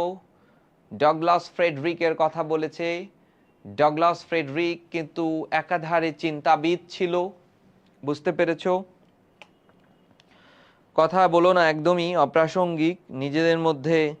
ডগলাস ফ্রেডরিক, ফ্রেডরিক ডগলাসের যে জীবন, এটা, সে একজন চিন্তাবিদ ছিল, এবং 1818 সালে সম্ভবত তার মার্কিন যুক্তরাষ্ট্রের মেরিল্যান্ড অঙ্গরাজ্যে দাসপ্রথার মধ্যে দিয়ে তার জন্ম, এবং দাসপ্রথার শৃঙ্খলেই তার বেড়ে ওঠা, এবং কিন্তু পরবর্তীতে সে 1838-এ সম্ভবত পালিয়ে এসেছিল উত্তর আমেরিকার ওই মেরিল্যান্ড থেকে, এবং দাসপ্রথার যে নিষ্ঠুরতা, মানবতার প্রতি যে অবমাননা, এই সব কিছু নিয়েই পরবর্তীতে তার জীবদ্দশায় দারুণ সোচ্চার ছিল। এবং তার একটা বিখ্যাত বইয়ের কথা তোমাদের টেক্সট বইতে আছে, narrative of the life of Frederick Douglass an American slave. দেখেছো, অ্যাপজিটিভ ব্যবহার করেছো, বের করেছো, ফ্রেডরিক ডগলাস, ঠিক আছে, narrative of the life of Frederick Douglass an American slave, একজন আমেরিকার দাস। এই ডগলাস একাধারে দার্শনিক ছিল, সোশ্যাল রিফর্মার, উনি একজন ফিলোসোফার ছিল, উনি একজন সোশ্যাল রিফর্মার, সমাজ সংস্কারক ছিল, এবং he was not only involved in racism movement, সে শুধু দাস প্রথার বিরোধী আন্দোলনের সাথেই যুক্ত ছিল এমন নয়, এবং হিউম্যান রাইটস নিয়ে কাজ করেছে, নারী অধিকার নিয়ে কাজ করেছে। আমরা এক বিখ্যাত এক মহান মানুষের জীবনী পড়তে যাচ্ছি। আমরা দাস প্রথা বুঝো না, কৃষ্ণাঙ্গ শ্বেতাঙ্গদের মধ্যে কৃষ্ণাঙ্গদেরকে দাস হিসাবে, চাকর হিসাবে নিজেদেরকে বন্দি করে রাখতো। আমরা সৌদি আরবেও এই দাস প্রথা দেখেছি, এখনো এটা রূপ রয়েছে, একটু ভিন্ন রূপে যাচ্ছে, কিন্তু আছে। আচ্ছা, পড়াই চলে আসি আমরা। দেখো খুব ভালোভাবে দেখবা কিন্তু। I was born in, খেয়াল করো, টাকাহো, আমি টাকাহোতে জন্মগ্রহণ করেছিলাম। জন্ম কিন্তু সবসময় প্যাসিভ, মৃত্যু অ্যাক্টিভ। জন্ম সবসময় প্যাসিভ, এই জন্য অক্সিলিয়ারি ভার্ব মূল ভার্বের থার্ড ফর্ম হয়েছে। নেয়ার কোথায় সেটা? হিলসবর, হিলসবরের কাছে, এটা একটা জায়গার নাম। And about 12 Miles from stone, এবং স্টোন থেকে 12 মাইল দূরে, ইন তালবট কান্ট্রি, মেরিল্যান্ডে। আচ্ছা, আধুনিক ইংরেজি না, তোমরা ঝগড়াঝাটি করো না তো, উত্তেজিত টিত এসব কি? ও পড়ালেখা করলে ভালো করবে, না করলে করবে না। যারা বলতেছো কিছুদিন পরেই বুঝতে পারবে, ও যদি পড়ে এখন থেকে রেগুলার, ও কিছুই বুঝতে পারবে না, শেষ। তো খেয়াল করো, এই লাইনটা কি এভাবে লিখতে পারতো না? I was born in Maryland. আর কিছু দরকার ছিল বলো? একটা বাক্য হয়ে গেল। তাহলে আমরা যখন সামারি লিখবো, তখন আমরা কি লিখবো? Frederick Douglass was born in Maryland. আমরা কি এত কথা লিখবো? না। কনসেপ্ট বুঝছো? এই বিশাল লাইনকে তুমি সামারিতে লিখতে পারো, Frederick Douglass was born in Maryland, তথ্য হয়ে গেল। আচ্ছা, এবং এখানে দেখো সব প্রিপোজিশনাল ফ্রেজ ব্যবহার হয়েছিল। near hills, এটাও আরেকটি prepositional phrase. and about 12 miles, another, and তো কনজাংশন তুমি বুঝোই, সব লেখা আছে। এটাও একটা প্রিপোজিশনাল ফ্রেজ ছিল, এবং কমা দিয়ে মেরিল্যান্ড, তার মানে এটি একটি অ্যাপজিটিভ, এর সম্পর্কে অতিরিক্ত পরিচয়। এই লাইন সম্পর্কে তোমাদের কোনো সমস্যা আছে বলো? আমি দেখতেছি তো, আমি তানভীরকেও দেখতেছি, আরো কয়েকজন তার সাথে ঝগড়াঝাটি করতেছে, এটা দেখতেছি। বাসায় ফোন দিব এদেরকে। তানভীর ইসরাক, নাম্বারটা যে ক্লাস শেষ করেই নিয়ে নি। তারপরে এই যে উম্মে কুলসুম, কাহিনীটা কি? কি সমস্যা তোমার? দেখি এটা। হ্যাঁ, আমাদের সবারই ইয়া আছে, ডেটাবেজ রয়েছে। বাসায় ফোন দিব, গার্ডিয়ানসকে ফোন দিতে হবে।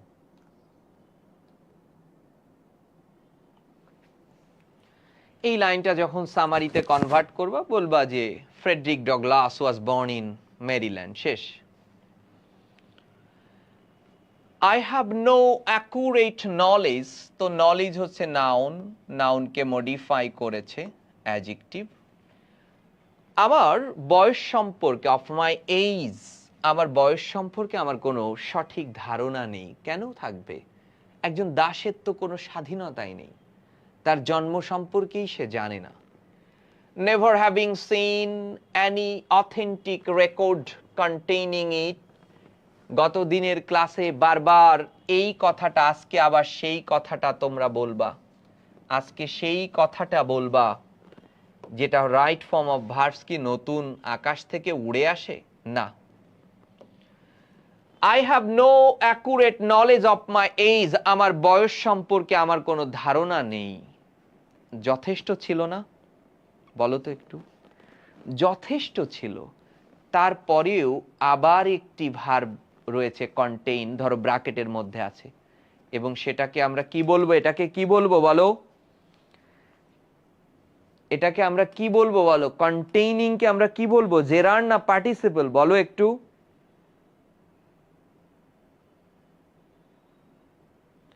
জেরান্ড না পার্টিসিপল?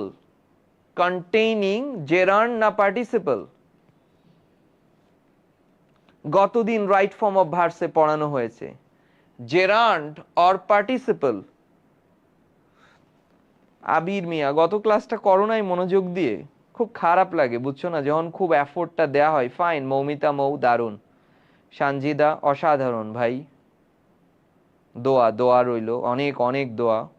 ঠিক আছে, গতদিনে রাইট ইউজ অফ ভার্বের মধ্যে এত কথা বললাম, তারপরেও এখানে জেরান্ড বললা, খুব খারাপ লাগে বুঝছো না, খুবই খারাপ লাগে।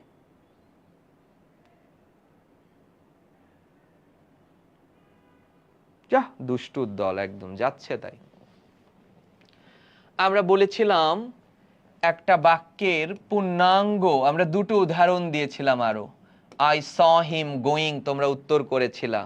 তোমরা কি এক এক ইংরেজি কি এক এক ভাবে দেখো? তোমাদের কাছে ইংরেজি ফার্স্ট পেপার আর সেকেন্ড পেপার করে দেখো, এই জন্যই তো ইংরেজিতে কোনো উন্নতি হয় না।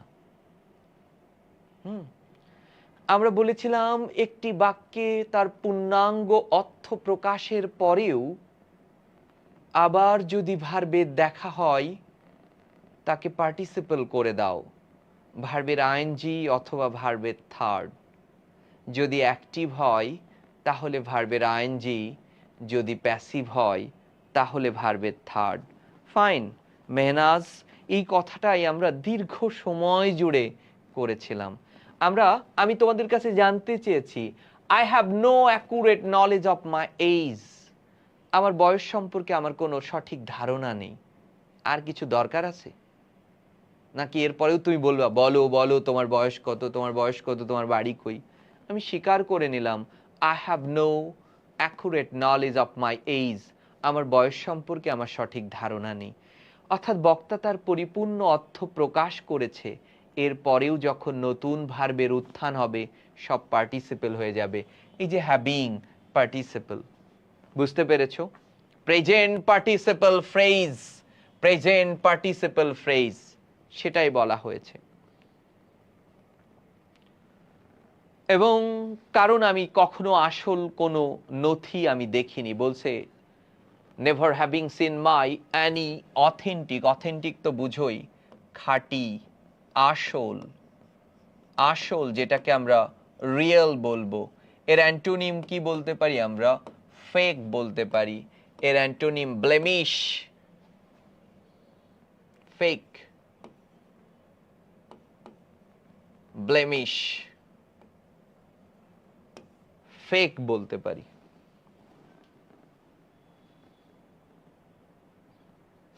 এইজ বলতে এখানে বয়সই বোঝাচ্ছে, কোনো নথি তার কাছে ছিল না। শোনো, এইজ মানে বয়স, এইজ মানে বয়স, আর এইজেস মানে যুগ।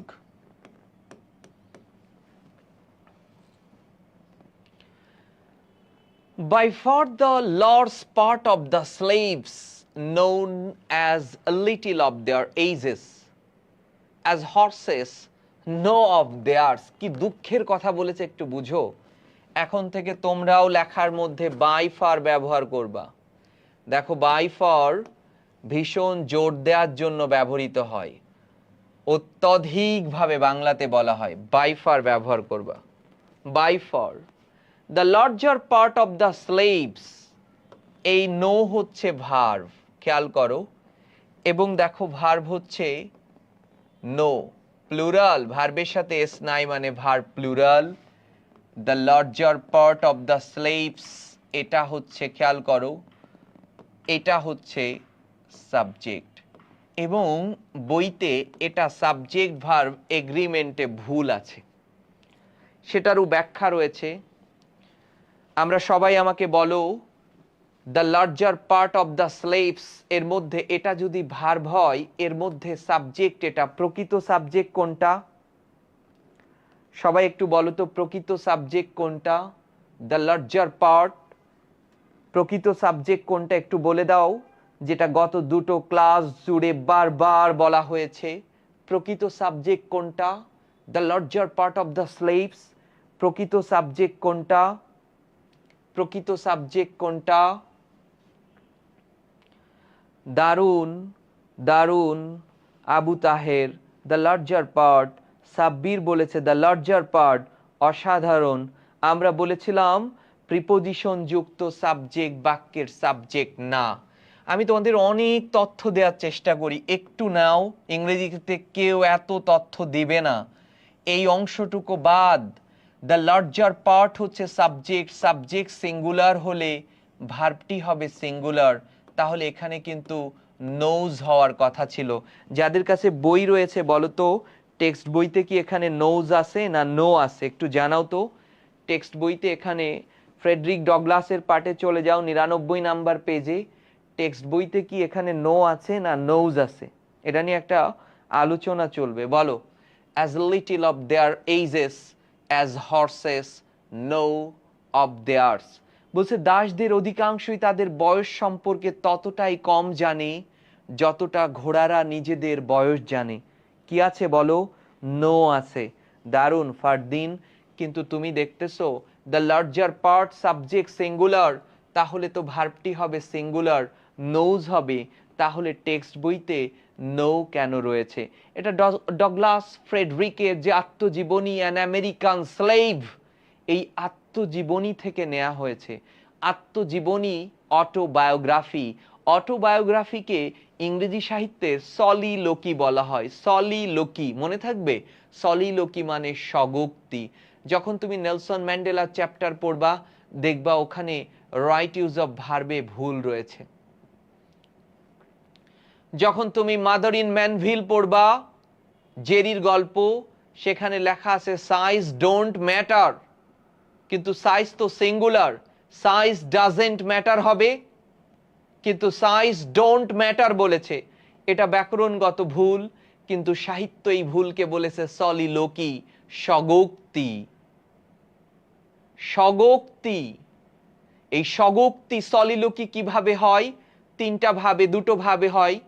দেখো না সিনেমাতে নায়িকা চিঠি পড়তেছে, তার ঠোঁট টোট কিন্তু বন্ধ থাকে, কিন্তু তুমি শুনতে পাচ্ছ, মনের ভেতর থেকে শুনতে পাচ্ছ। তুমি ওয়াশরুমে যে গান গাও, গোসল করতে যে গান গাও, যে গানের তাল নেই, লয় নেই, সুর নেই, অর্থাৎ তুমি তোমার নিজের আত্মিক থেকে গান গাও। ফ্রেডরিক ডগলাসকে যখন বলা হলো আপনার বয়স কত, উনি বলল দাসরা কোনো বয়স জানে না। ভেতরের কি অন্তরাল থেকে, কি গভীর থেকে, কি যন্ত্রণা থেকে বলল চাকরের আবার বয়স কি? মানুষ হিসাবে কতটা হীন হয়ে যাওয়ার পরে এত দুঃখ উদ্গীরণ হয়, এত দুঃখ বের হয়। ওই দুঃখের সময়, ওই চোখে নোনা জলের সময় কি রাইট ইউজ অফ ভার্ব ঠিক রাখবে সে? কোনোদিন ঠিক রাখবে? নেলসন ম্যান্ডেলার বক্তব্যে বলেছে, নেলসন ম্যান্ডেলা 27 বছর জেল খেটে এসে যখন কাঠগড়ায় দাঁড়িয়ে বলল আমি এখনো লড়ছি, আই উইল ফাইট ফর, আমি ভবিষ্যতের জন্য লড়বো, আই উইল ফাইট ইট। এখানে টেন্সগত তার যে ভীষণ ভুল ছিল। একটা মানুষ 27 বছর মানবতার জন্য লড়ে এসে সে কি রাইট ফর্ম অফ ভার্বস আর সাবজেক্ট ভার্ব এগ্রিমেন্ট ঠিক করে কথা বলবে? বলো, করবে? বলো, করবে না। This is called সলিলোকি।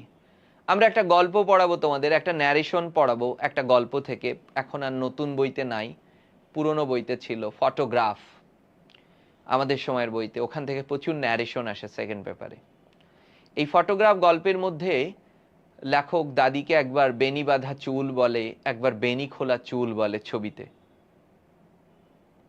কেন? দাদির একটা ছবি, 60 বছর আগের একটা ছবি পেয়েছিল, নস্টালজিয়া হয়েছে, সব দিক বিদিক ভুলে গিয়েছে, তখন সে একটু ভুল করে ফেলেছে। ইংরেজি সাহিত্যেও এটাকে ক্ষমার চোখে দেখেছে, এর নাম দিয়েছে সলিলোকি। সলিলোকিতে কোনো ভুল নেই। খেয়াল করো, ঠিক এই জায়গাটা সাবজেক্ট ভার্ব এগ্রিমেন্টে ব্যাকরণগত ভুল, কিন্তু এটা আমরা পড়তেছি অ্যান আমেরিকান স্লেভ, অর্থাৎ ফ্রেডরিক ডগলাসের আত্মজীবনীর কিছু অংশ। আত্মজীবনীতে তো কান্না মিশ্রিত থাকে। বার্ট্রান্ড রাসেলের নাম শুনেছো? বার্ট্রান্ড রাসেল বলেছে আত্মজীবনীর মধ্যে যারা সাধু সন্ন্যাসী হওয়ার চেষ্টা করেছে তারা আত্মজীবনী লিখতে পারে না।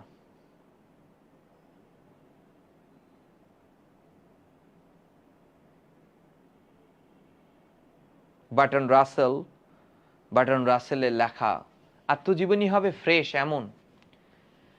তাহলে বলতেছে as little of their ages as horse know of theirs।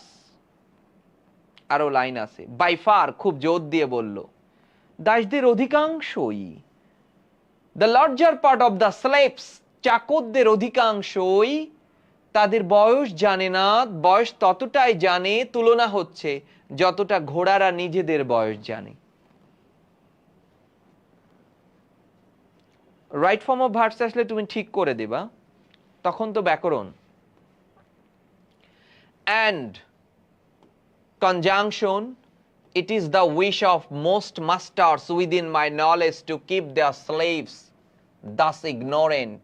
এবং আমার জানা মতে বলতেছে it is the wish of the most masters within my knowledge, within মানে মধ্যে, আমার এই যে আমরা লিখি কি বলো, according, আমরা কি লিখতাম, আমরা যদি ইংরেজি আমাদের ছেড়ে দেয়া হয় তাহলে আমরা লিখব according to my knowledge, তারপর লিখব কমা দিয়ে it is the wish of most masters, আমার জানা মতে to keep their slaves thus ignorant, আমার জানা মতে অধিকাংশই মাস্টার অর্থাৎ যে দাস, ওই দাসদের মালিক যারা, প্রভু যারা, যারা ওদেরকে কিনে নিয়ে গেছে, তাদের ইচ্ছাই হচ্ছে তাদের দাসদেরকে অজ্ঞ করে রাখা, ইগনোরেন্ট করে রাখা।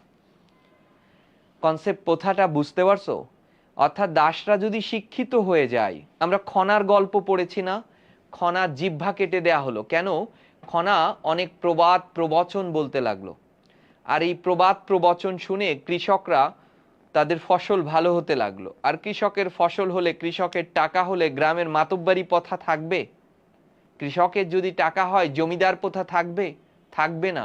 দাসরা যদি তাদের সম্পর্কে সচেতন হয়, কৃষ্ণাঙ্গরা যদি তাদের সম্পর্কে সচেতন হয়, তাহলে কি মনিব প্রথা, এই দাস প্রথা, এই মাস্টার প্রথা কি থাকবে?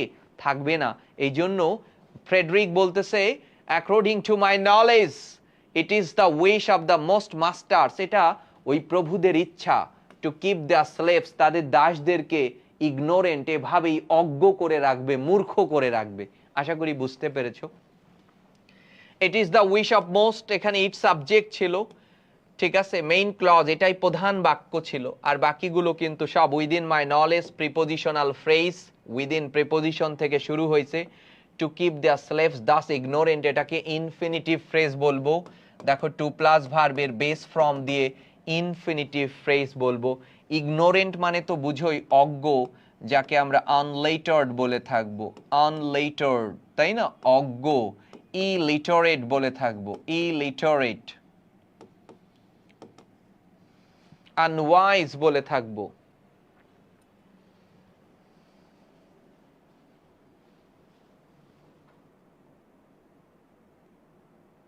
আমরা তো সেটা বললাম সাব্বির, আমরা তো উত্তর দিয়ে দিলাম। পরীক্ষার সময় যখন আসবে সেটা একটা রাইট ইউজ অফ ভার্ব, এবং সেটা আমাদের রাইট ইউজ অফ ভার্ব, তখন তো আমাদের এটা ঠিক করতে হবে। সলিলো কি পড়াইলাম, যা ক্লাস এই ইন্টারমিডিয়েটে কোনো ইংরেজি টিচার বলে না, তারপরেও কি অদ্ভুত উড়ে প্রশ্ন করে আসতেছো বলতো।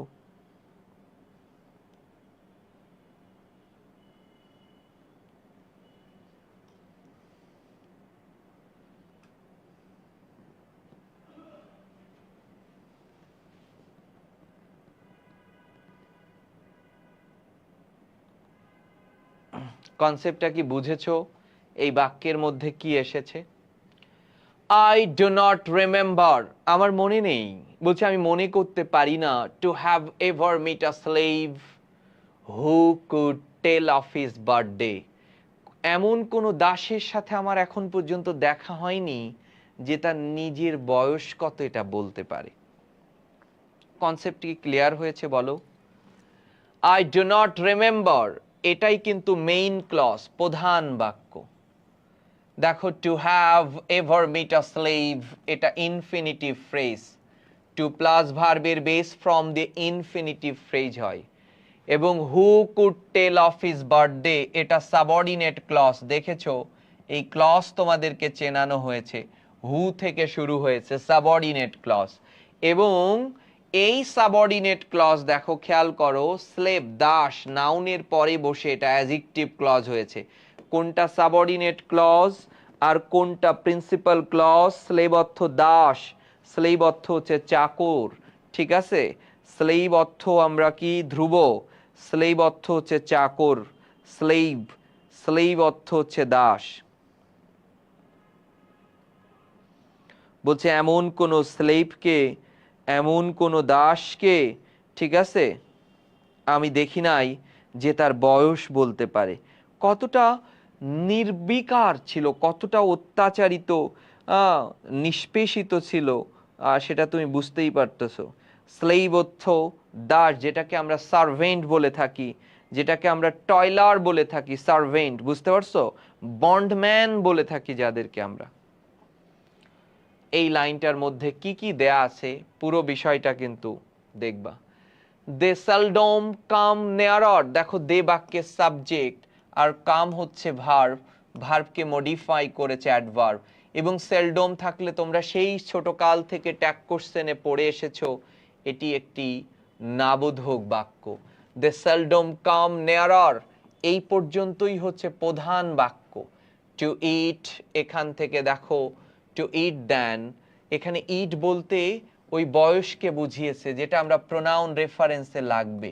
ওই ইট বলতে ওই বয়সকে বুঝিয়েছে। Then planting time, harvest time, cherry time, spring time or fall time. একটু হাসিও লাগতেছে কিন্তু দুঃখও। বলছে তারা বয়সের ব্যাপারে সচরাচর আর কিছুই জানে না, কেবলমাত্র তারা জানে প্ল্যান্টিং টাইম, কখন ফসল বুনতে হয়, কখন হারভেস্ট টাইম, ফসল কাটতে হয়, কখন চেরি টাইম, কখন চেরি গাছের ফল পাকবে, কখন স্প্রিং, কখন বসন্তকাল, আর কখন ফল, কখন শরৎকাল। তারা শুধু এই ঋতুই জানে, তারা শুধু কখন কাজ করতে হয় তাই জানে। তারা নিজেকে তা জানে না, তাদের বয়স কত তারা জানে না। They don't know about their parents, তারা তাদের বাবা মা সম্পর্কেও জানে না। ফ্রেডরিক ডগলাস তার বাবার সম্পর্কে জানতো না, তার বাবাকে এটা জানতো না। কি দুঃখ, কি নেতিবাচকতা এই এই পৃথিবীতেই হয়েছে।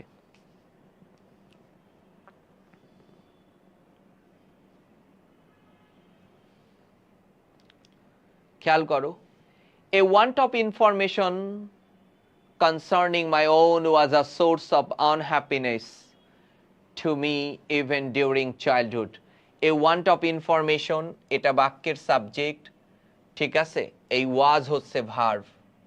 দেখো একটুখানি চিন্তা করো, prepositional phrase concerning my own, একটুখানি এই জায়গাটা একটু একটু ভালো করে বুঝো। আজকে অ্যাডজেক্টিভ ফ্রেজটা খুব দারুণভাবে শিখে যাবা। অ্যাডজেক্টিভ ফ্রেজ, অ্যাডজেক্টিভ ফ্রেজটা কোথায় বসে? অ্যাডজেক্টিভ ফ্রেজ সবসময় নাউনের ঠিক পরে বসে। অ্যাডজেক্টিভ ফ্রেজ, অ্যাডজেক্টিভ ফ্রেজের জায়গা নাউনের পরে বসে। আমাকে একটু সবাই বলো তো ফ্রেজ মানে কি? এটা যে পারো সেই বলো। বলো ফ্রেজ শব্দের অর্থ কি? বলো ফ্রেজ মানে কি? একটু দেখি উত্তর করো তো। ফ্রেজ কি? ফ্রেজ মানে কি বলো তো একটু। ফ্রেজ মানে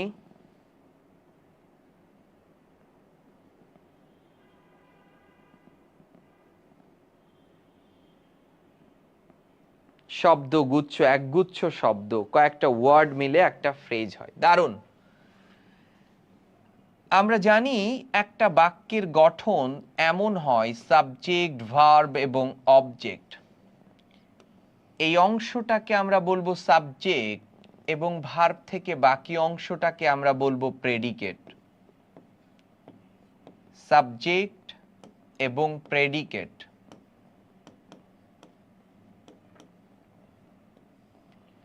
এই সাবজেক্ট এবং প্রেডিকেটের মাঝে যদি কোনো ফ্রেজ থাকে তাহলে সেটি অ্যাডজেক্টিভ ফ্রেজ হবে। আমি দেখো এখানে বললাম ইন দ্য রুম, তোমরা বলেছো যে ভাই ফ্রেজ মানে একগুচ্ছ শব্দ। দেখো একগুচ্ছ শব্দ, কোনো ভার্ব নেই, তাহলে এটি একটি ফ্রেজ। এবং ইন প্রিপোজিশন দিয়ে শুরু হয়েছে, তাহলে এটিকে আমরা বলবো প্রিপোজিশনাল ফ্রেজ। আচ্ছা, এবার আমি বললাম the man in the room is my cousin.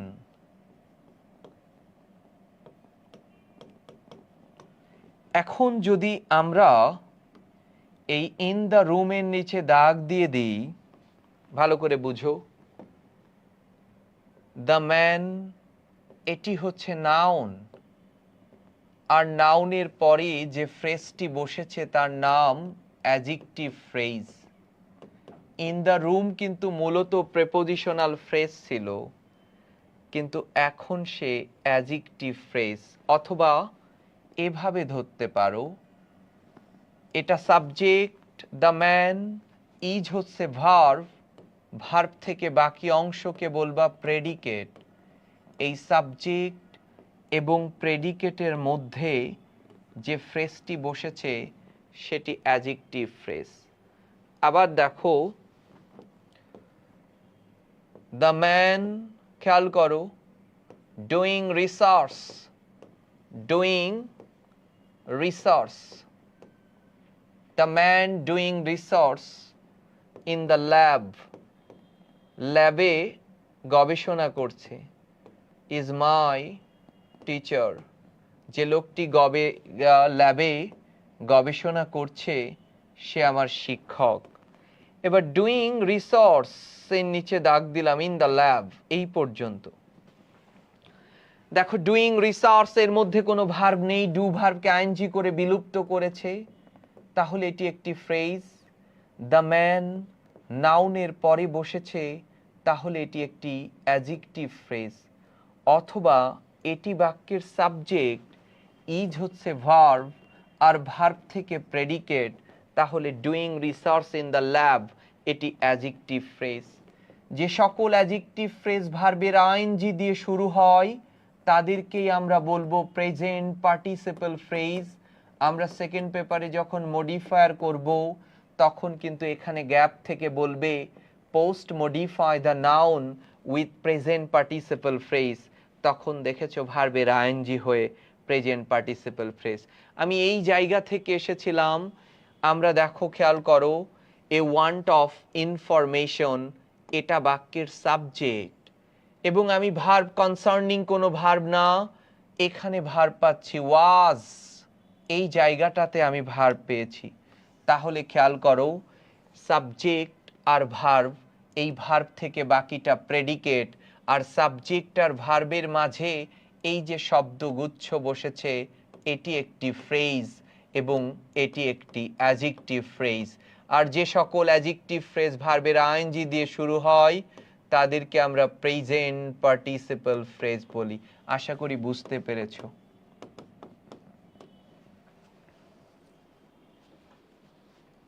কনসেপ্টটা কি ক্লিয়ার?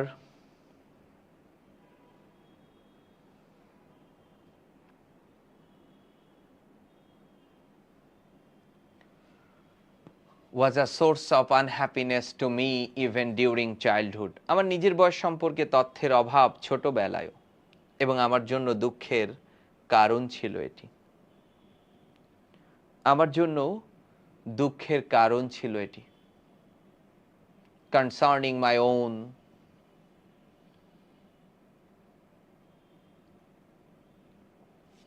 was এখানে লিঙ্কিং ভার্ব, বাকিটুকু আবারও ফ্রেজ, নাউন ফ্রেজ ছিল। এবং even during childhood prepositional phrase. Okay fine, সুন্দর। এটাই কিন্তু মডিফায়ারে আসবে, হ্যাঁ মডিফায়ারে। তো বয়স সম্পর্কে যে ফ্রেডরিক ডগলাস জানতো না, এটা তার এক দুঃখের কারণ ছিল। স্বাভাবিক। The white children could tell their ages the white children বাক্যে সাবজেক্ট কুড টেল কুড দেখো মডেল অক্সিলিয়ারি এবং মডেলের পরে টেল ভার্বের বেস ফ্রম দেয়ার এইজেস। দেখো সে আর টেইলের মধ্যে পার্থক্য কি? সে, সেইড এবং সেইড এদের পরে সব সময় ক্লজ বসে। দেখো সেইড দিয়ে ন্যারেশন করতে গেলে দেখবা দ্যাট দিয়ে বাক্য বসবে। আর টেল, টোল্ড এবং টোল্ড এদের পরে সব সময় নাউন ফ্রেজ বসে। সব সময় নাউন ফ্রেজ বসবে, নাউন বসবে। যেমন দেখো আমি বললাম হি টেলস আ টেল, সে একটি গল্প বলে। হি টেলস আ টেল, টেল দেখো সাবজেক্ট, টেল ভার্ব, এ টেল মানে গল্প, একটি নাউন, একটি নাউন। ঠিক আছে? ঠিক একইভাবে দেখো দেয়ার এইজেস, এটি একটি নাউন। আমরা যেমন কৃষ্ণাঙ্গরা আমাদের বয়স জানি না, কিন্তু আমাদের কাউন্টার পার্ট যারা হোয়াইট চিলড্রেন তারা কুড টেল দেয়ার এইজেস, তারা তাদের বয়স সম্পর্কে জানতো,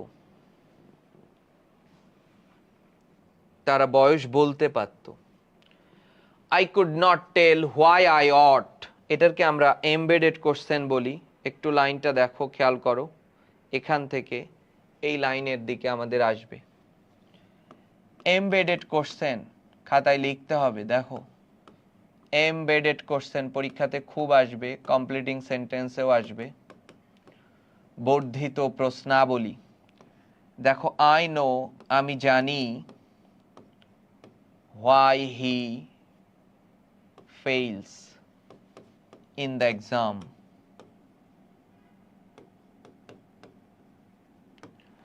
I don't know,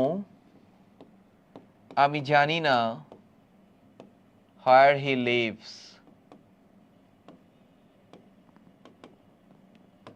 Do you know, তুমি কি জানো, do you know when he will come?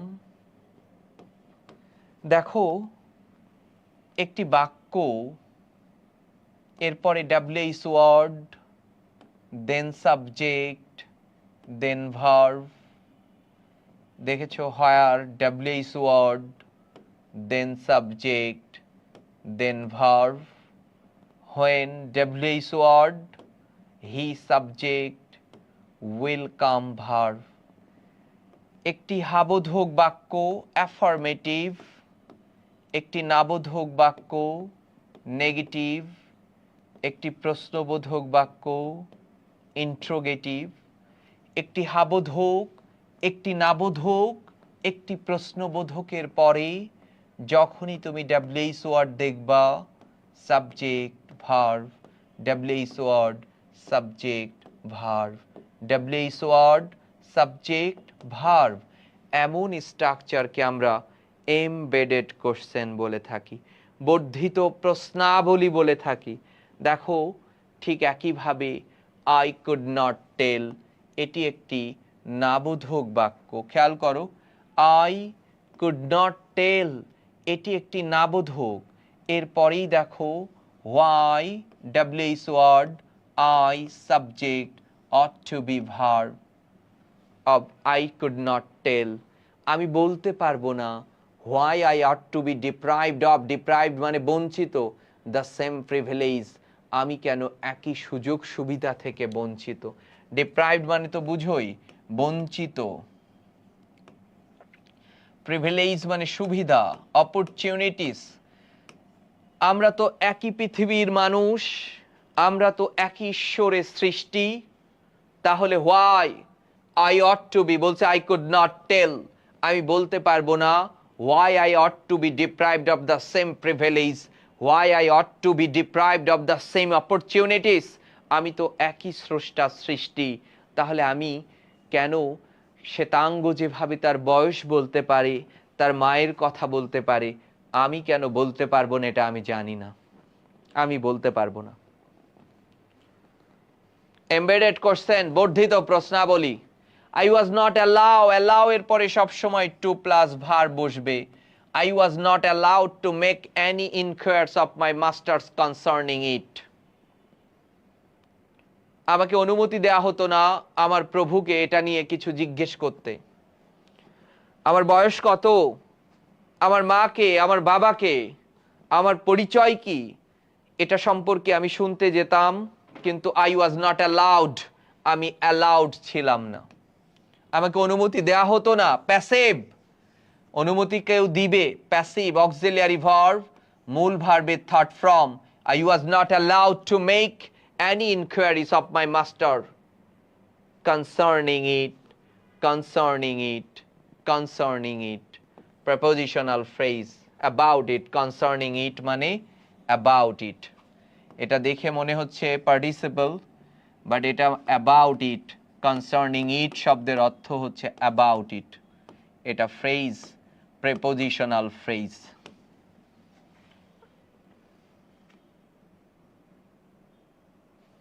পড়ছি নাকি কিছু আমরা? শেষ হয়ে কি হবে? ক্লাসের সংখ্যা আমি আবার বুঝতেছি, তোমরা যে কি পড়ো কোর্স কিনে সেটা আমি বুঝতেছি। তোমরা হাইপে চলো, যেখানে যত চাকচিক্যময় বিজ্ঞাপন তোমরা সেই দিকে ছুটো। আমার খুব ধারণা হয়ে যাচ্ছে, খুব স্পষ্ট ধারণা, যে ধারণাটা আমার পড়াশোনা এটা না, পড়াশোনা অন্য কিছু।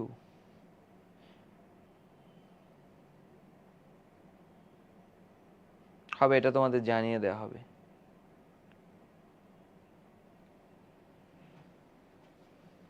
পড়াশোনা আরো অনেক কিছু, more than that of to make any inquiries, যেখান থেকে ধরবো সেখান থেকেই বলে দিবা এটা ইনফিনিটিভ ফ্রেজ। এভাবেই এত ভেঙে ভেঙে লেখা।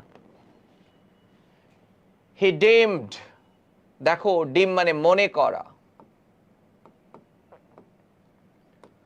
অর্থাৎ তার মালিকের কাছে সে শুনতে পারতো না। he deemed all such inquiries on the part of a slave improper and impertinent. improper কি দারুণ শব্দ। মালিকের কাছে যদি শুনতো তখন সেটাকে ইমপ্রপার মনে হতো, অশোভন, খারাপ, অশ্লীল। আবার ইম্পার্টিনেন্ট মানে ফেয়ারলেস। এটা শব্দ ফেয়ারলেস বলতে পারি, নির্ভীক, যেটাকে বেয়াদবও বলা যেতে পারে, উদ্ধত। উদ্ধত মালিকের কাছে যদি প্রশ্ন করা হতো তাহলে এটা বলে বলছে improper and ইম্পার্টিনেন্ট and evidence of A restless spirit, এবং অস্থির আত্মার প্রমাণের কথা বলেছে। তিনি মনে করতেন দাসের পক্ষ থেকে এমন প্রশ্ন, দাস যদি এমন প্রশ্ন করে সেটি হবে ইমপ্রপার, অযৌক্তিক, অশোভন, এবং ইম্পার্টিনেন্ট, উদ্ধত। ওই যে বলে না উদ্ধত, হাউ ডেয়ার ইউ, এই যে এইভাবে বলে how dare you.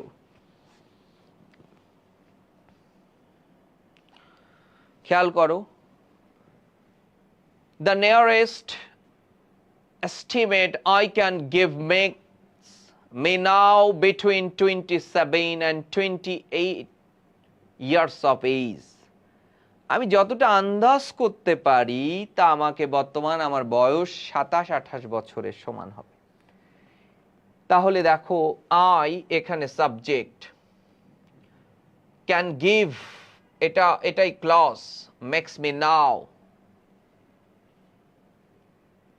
now between 27 and 20 years of age, আমার বয়স সম্ভবত এত। I come to this from hearing my master say sometime during 1835 I was about 17 years old. I come to this, আমি এই সিদ্ধান্তে পৌঁছেছি, প্রেজেন্ট টেন্স, কারণ আমার প্রভুকে বলতে শুনেছিলাম, ফ্রম হিয়ারিং মাই মাস্টার সে, আমি আমার যে মালিক ছিল তাকে বলতে শুনেছিলাম, সামটাইম ডিউরিং 1835 1835 সালের কোনো এক সময়ে, I was about 17 years old, আমার বয়স 17 বছর। 1835-এ যদি 17 হয় তাহলে এখন আমার বয়স, এটা যখন লিখেছিল অ্যান আমেরিকান স্লেভ 1838-এ, তো সে পালিয়ে আসলো ওই মেরিল্যান্ড থেকে, এরপরে সে লিখেছিল, তখন আমার বয়স সম্ভবত 17 হবে।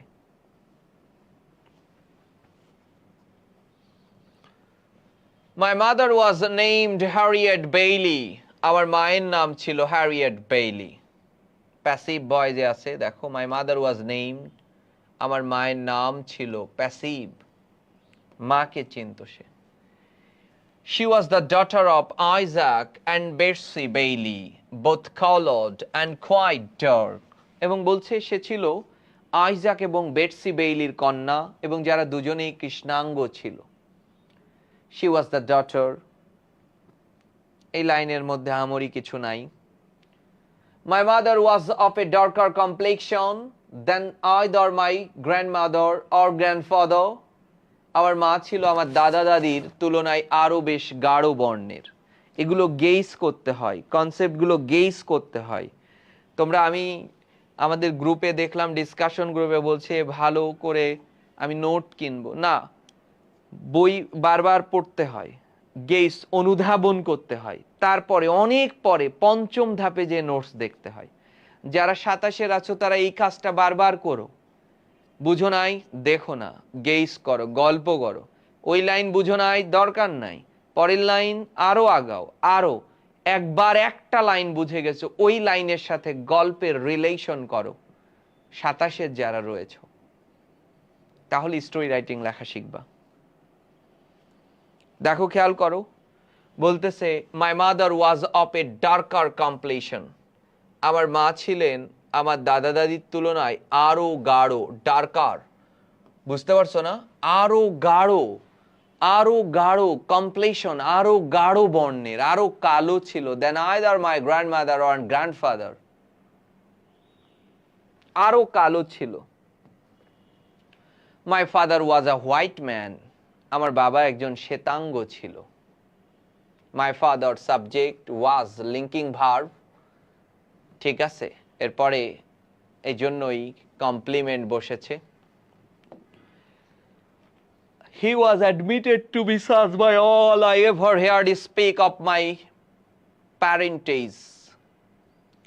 He was admitted পরে টু হবে, কিন্তু আবার যতদূর শুনেছি such by all I have, দেখো বলছে I ever heard speak of my parentage, আমি যতদূর শুনেছি সবাই স্বীকার করত যে তিনি তাই ছিলেন, অর্থাৎ ওই মনিবকে বলা হচ্ছে যে ওই ফ্রেডরিকের বাবা ছিল।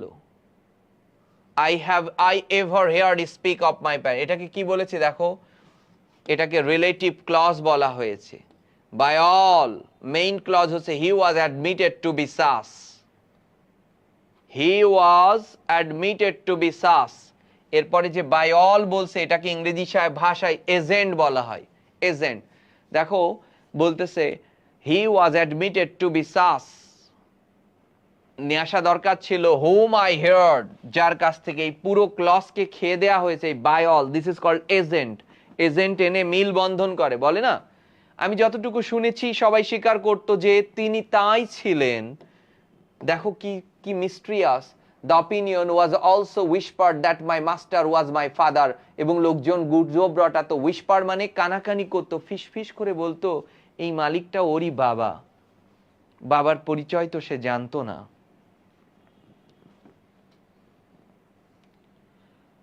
But of the, দেখো বলছে correctness of this opinion I know nothing, I know nothing, আমি কিছুই জানতাম না এই রটনার, এই মতের সত্যতা কতটুকু, যে আমার মালিকই আমার বাবা, এই মনিবই আমার বাবা, এটা সত্যতা কতটুকু আমি জানতাম না।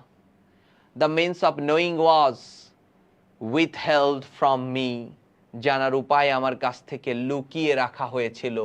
withheld মানে conceal, আমার বাবাকে এই জানার উপায় আমাকে আমার কাছ থেকে লুকিয়ে রেখেছিল। The means of knowing was withheld, passive কিন্তু আমার লুকিয়ে রাখা হয়েছিল।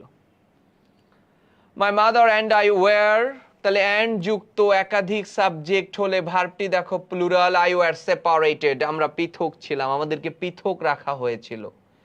When I was but an infant, infant মানে তো বুঝোই, আমি যখন কেবলমাত্র শিশু, before I knew her as my mother, আমি যখন কেবল শিশু তখনই আমার মা আর আমি আলাদা হয়ে যাই। মা হিসেবে তাকে জানার আগেই, উনি যে আমার মা এটা জানার আগেই মাই mother and I were separated, অথবা অ্যান্ড আই, মাই মাদার বইতে লিখেছে মাই mother and I were separated, না লিখে আমি এরকম লিখতে পারতাম I was separated from my mother during my infant. আমি আমার শৈশবেই আমার মা থেকে পৃথক।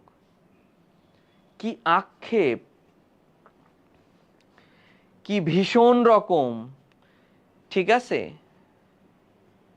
খেয়াল করো, it is a common custom in the part of Maryland. এটা মেরিল্যান্ডের একটি, যেমন প্রফেটকে তার মাকে থেকে আলাদা করেছিল, তার যে হালিমা, তার যে দুধ মাতা ছিল, ঠিক মেরিল্যান্ডেও এমনই প্রথা ছিল। It is a common custom, এটা একটা কমন কাস্টম। কমন তো বুঝোই, পরিচিত, সাধারণ, প্রথা, কাস্টম মানে ট্র্যাডিশন, প্রথা, in the part of Maryland from which ran away, এবং যেখানে শিশুদের অল্প বয়সেই, to part children from their mothers at a very early age, খুব অল্প বয়সেই শিশুদেরকে আলাদা করে রাখা হয় মায়ের কাছ থেকে। এটা দেখো subordinate clause, frequently before the child has reached its 12th month, এবং প্রায় শিশুরা 12 মাস পূর্ণ করার আগেই, ইটস মাদার, ইটস তাহলে দেখেছো পসেসিভ অ্যাডজেক্টিভ, এটা শিশুদেরকে বলা হচ্ছে, ইজ টেকেন ফ্রম ইট, তার মাকে তার কাছ থেকে আলাদা করে দেওয়া হয়, and hired out on some farm a considerable distance of, এবং দূরের কোনো খামারে ভাড়ায় পাঠানো হয়।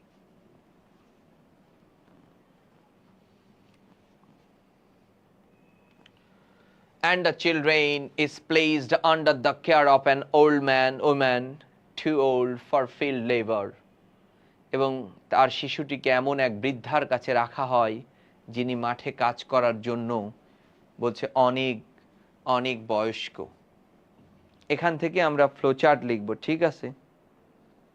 কাস্টম মানে প্রথা, প্রথা, ঠিক আছে? আজকে যাও, এখান থেকে আমরা ইয়ে করব, আজকে যাও প্যাসেজ কিন্তু সুন্দর করে বুঝবা।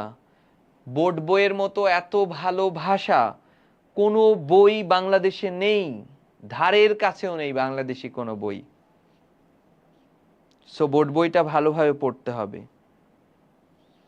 তোমরা অপ্রাসঙ্গিক, তোমরা তো ক্লাস করতেছো, অনেকগুলো ক্লাস হইছে। সো তোমাকে যে কাজটা করতে হবে সেটা হচ্ছে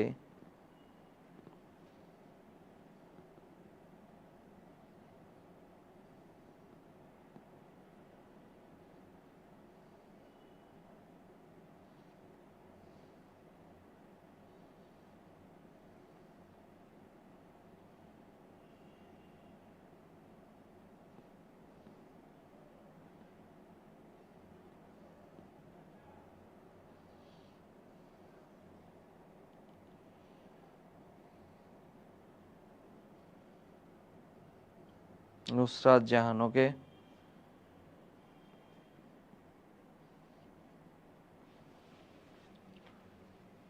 কোনটা? আয়ের পরে wire, frequently before the children raised its mother is taken to it, এই আয়ের পরে ওয়্যার কোন লাইনে? and the child is placed under the care of old women to fill labor, প্রশ্ন করেছো আয়ের পরে ওয়্যার কোন লাইনে ছিল? my mother and I were, ও আচ্ছা, আরে কি বলো, আয়ের পরে ওয়্যার কেন হবে? দেখো তুমি এটা দেখো,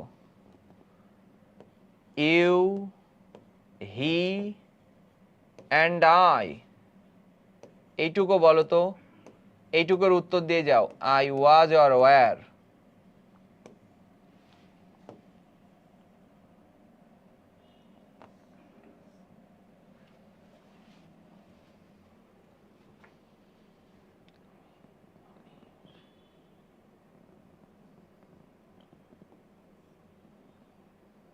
বলো,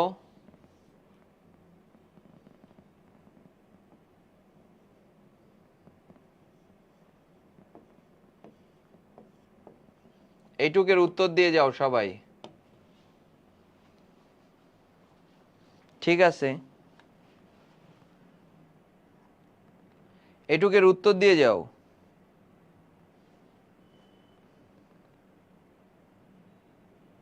না না, এরকম কিছু বলা হয়নি। এই কথা কি আমি বলছি কামরুন নাহার? এইসব কথা বলেছি? এই সাবজেক্ট কে এখানে? কত সাবজেক্ট বলো? 1 2 3 জন, তাহলে ওয়্যার হবে। তার মানে মাই মাদার অ্যান্ড আই, অ্যান্ড দিয়ে একাধিক সাবজেক্ট যুক্ত, তাহলে ভার্ব প্লুরাল হবে না? তুমি কি এই আয়ের জন্য ওয়াস করবে নাকি? পাগল হয়ে গেছো? You he and I were a good friend.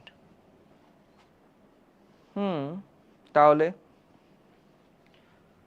R good friend, আমি তুমি ও সে ভালো বন্ধু ছিলাম। My mother and I were, not I was. কেন আই ওয়াজ? কেন ধরো আই একা থাকলে ওয়াজ হতো, মাদার অ্যান্ড আই দুইজন, তাহলে ভার্ব প্লুরাল হবে না?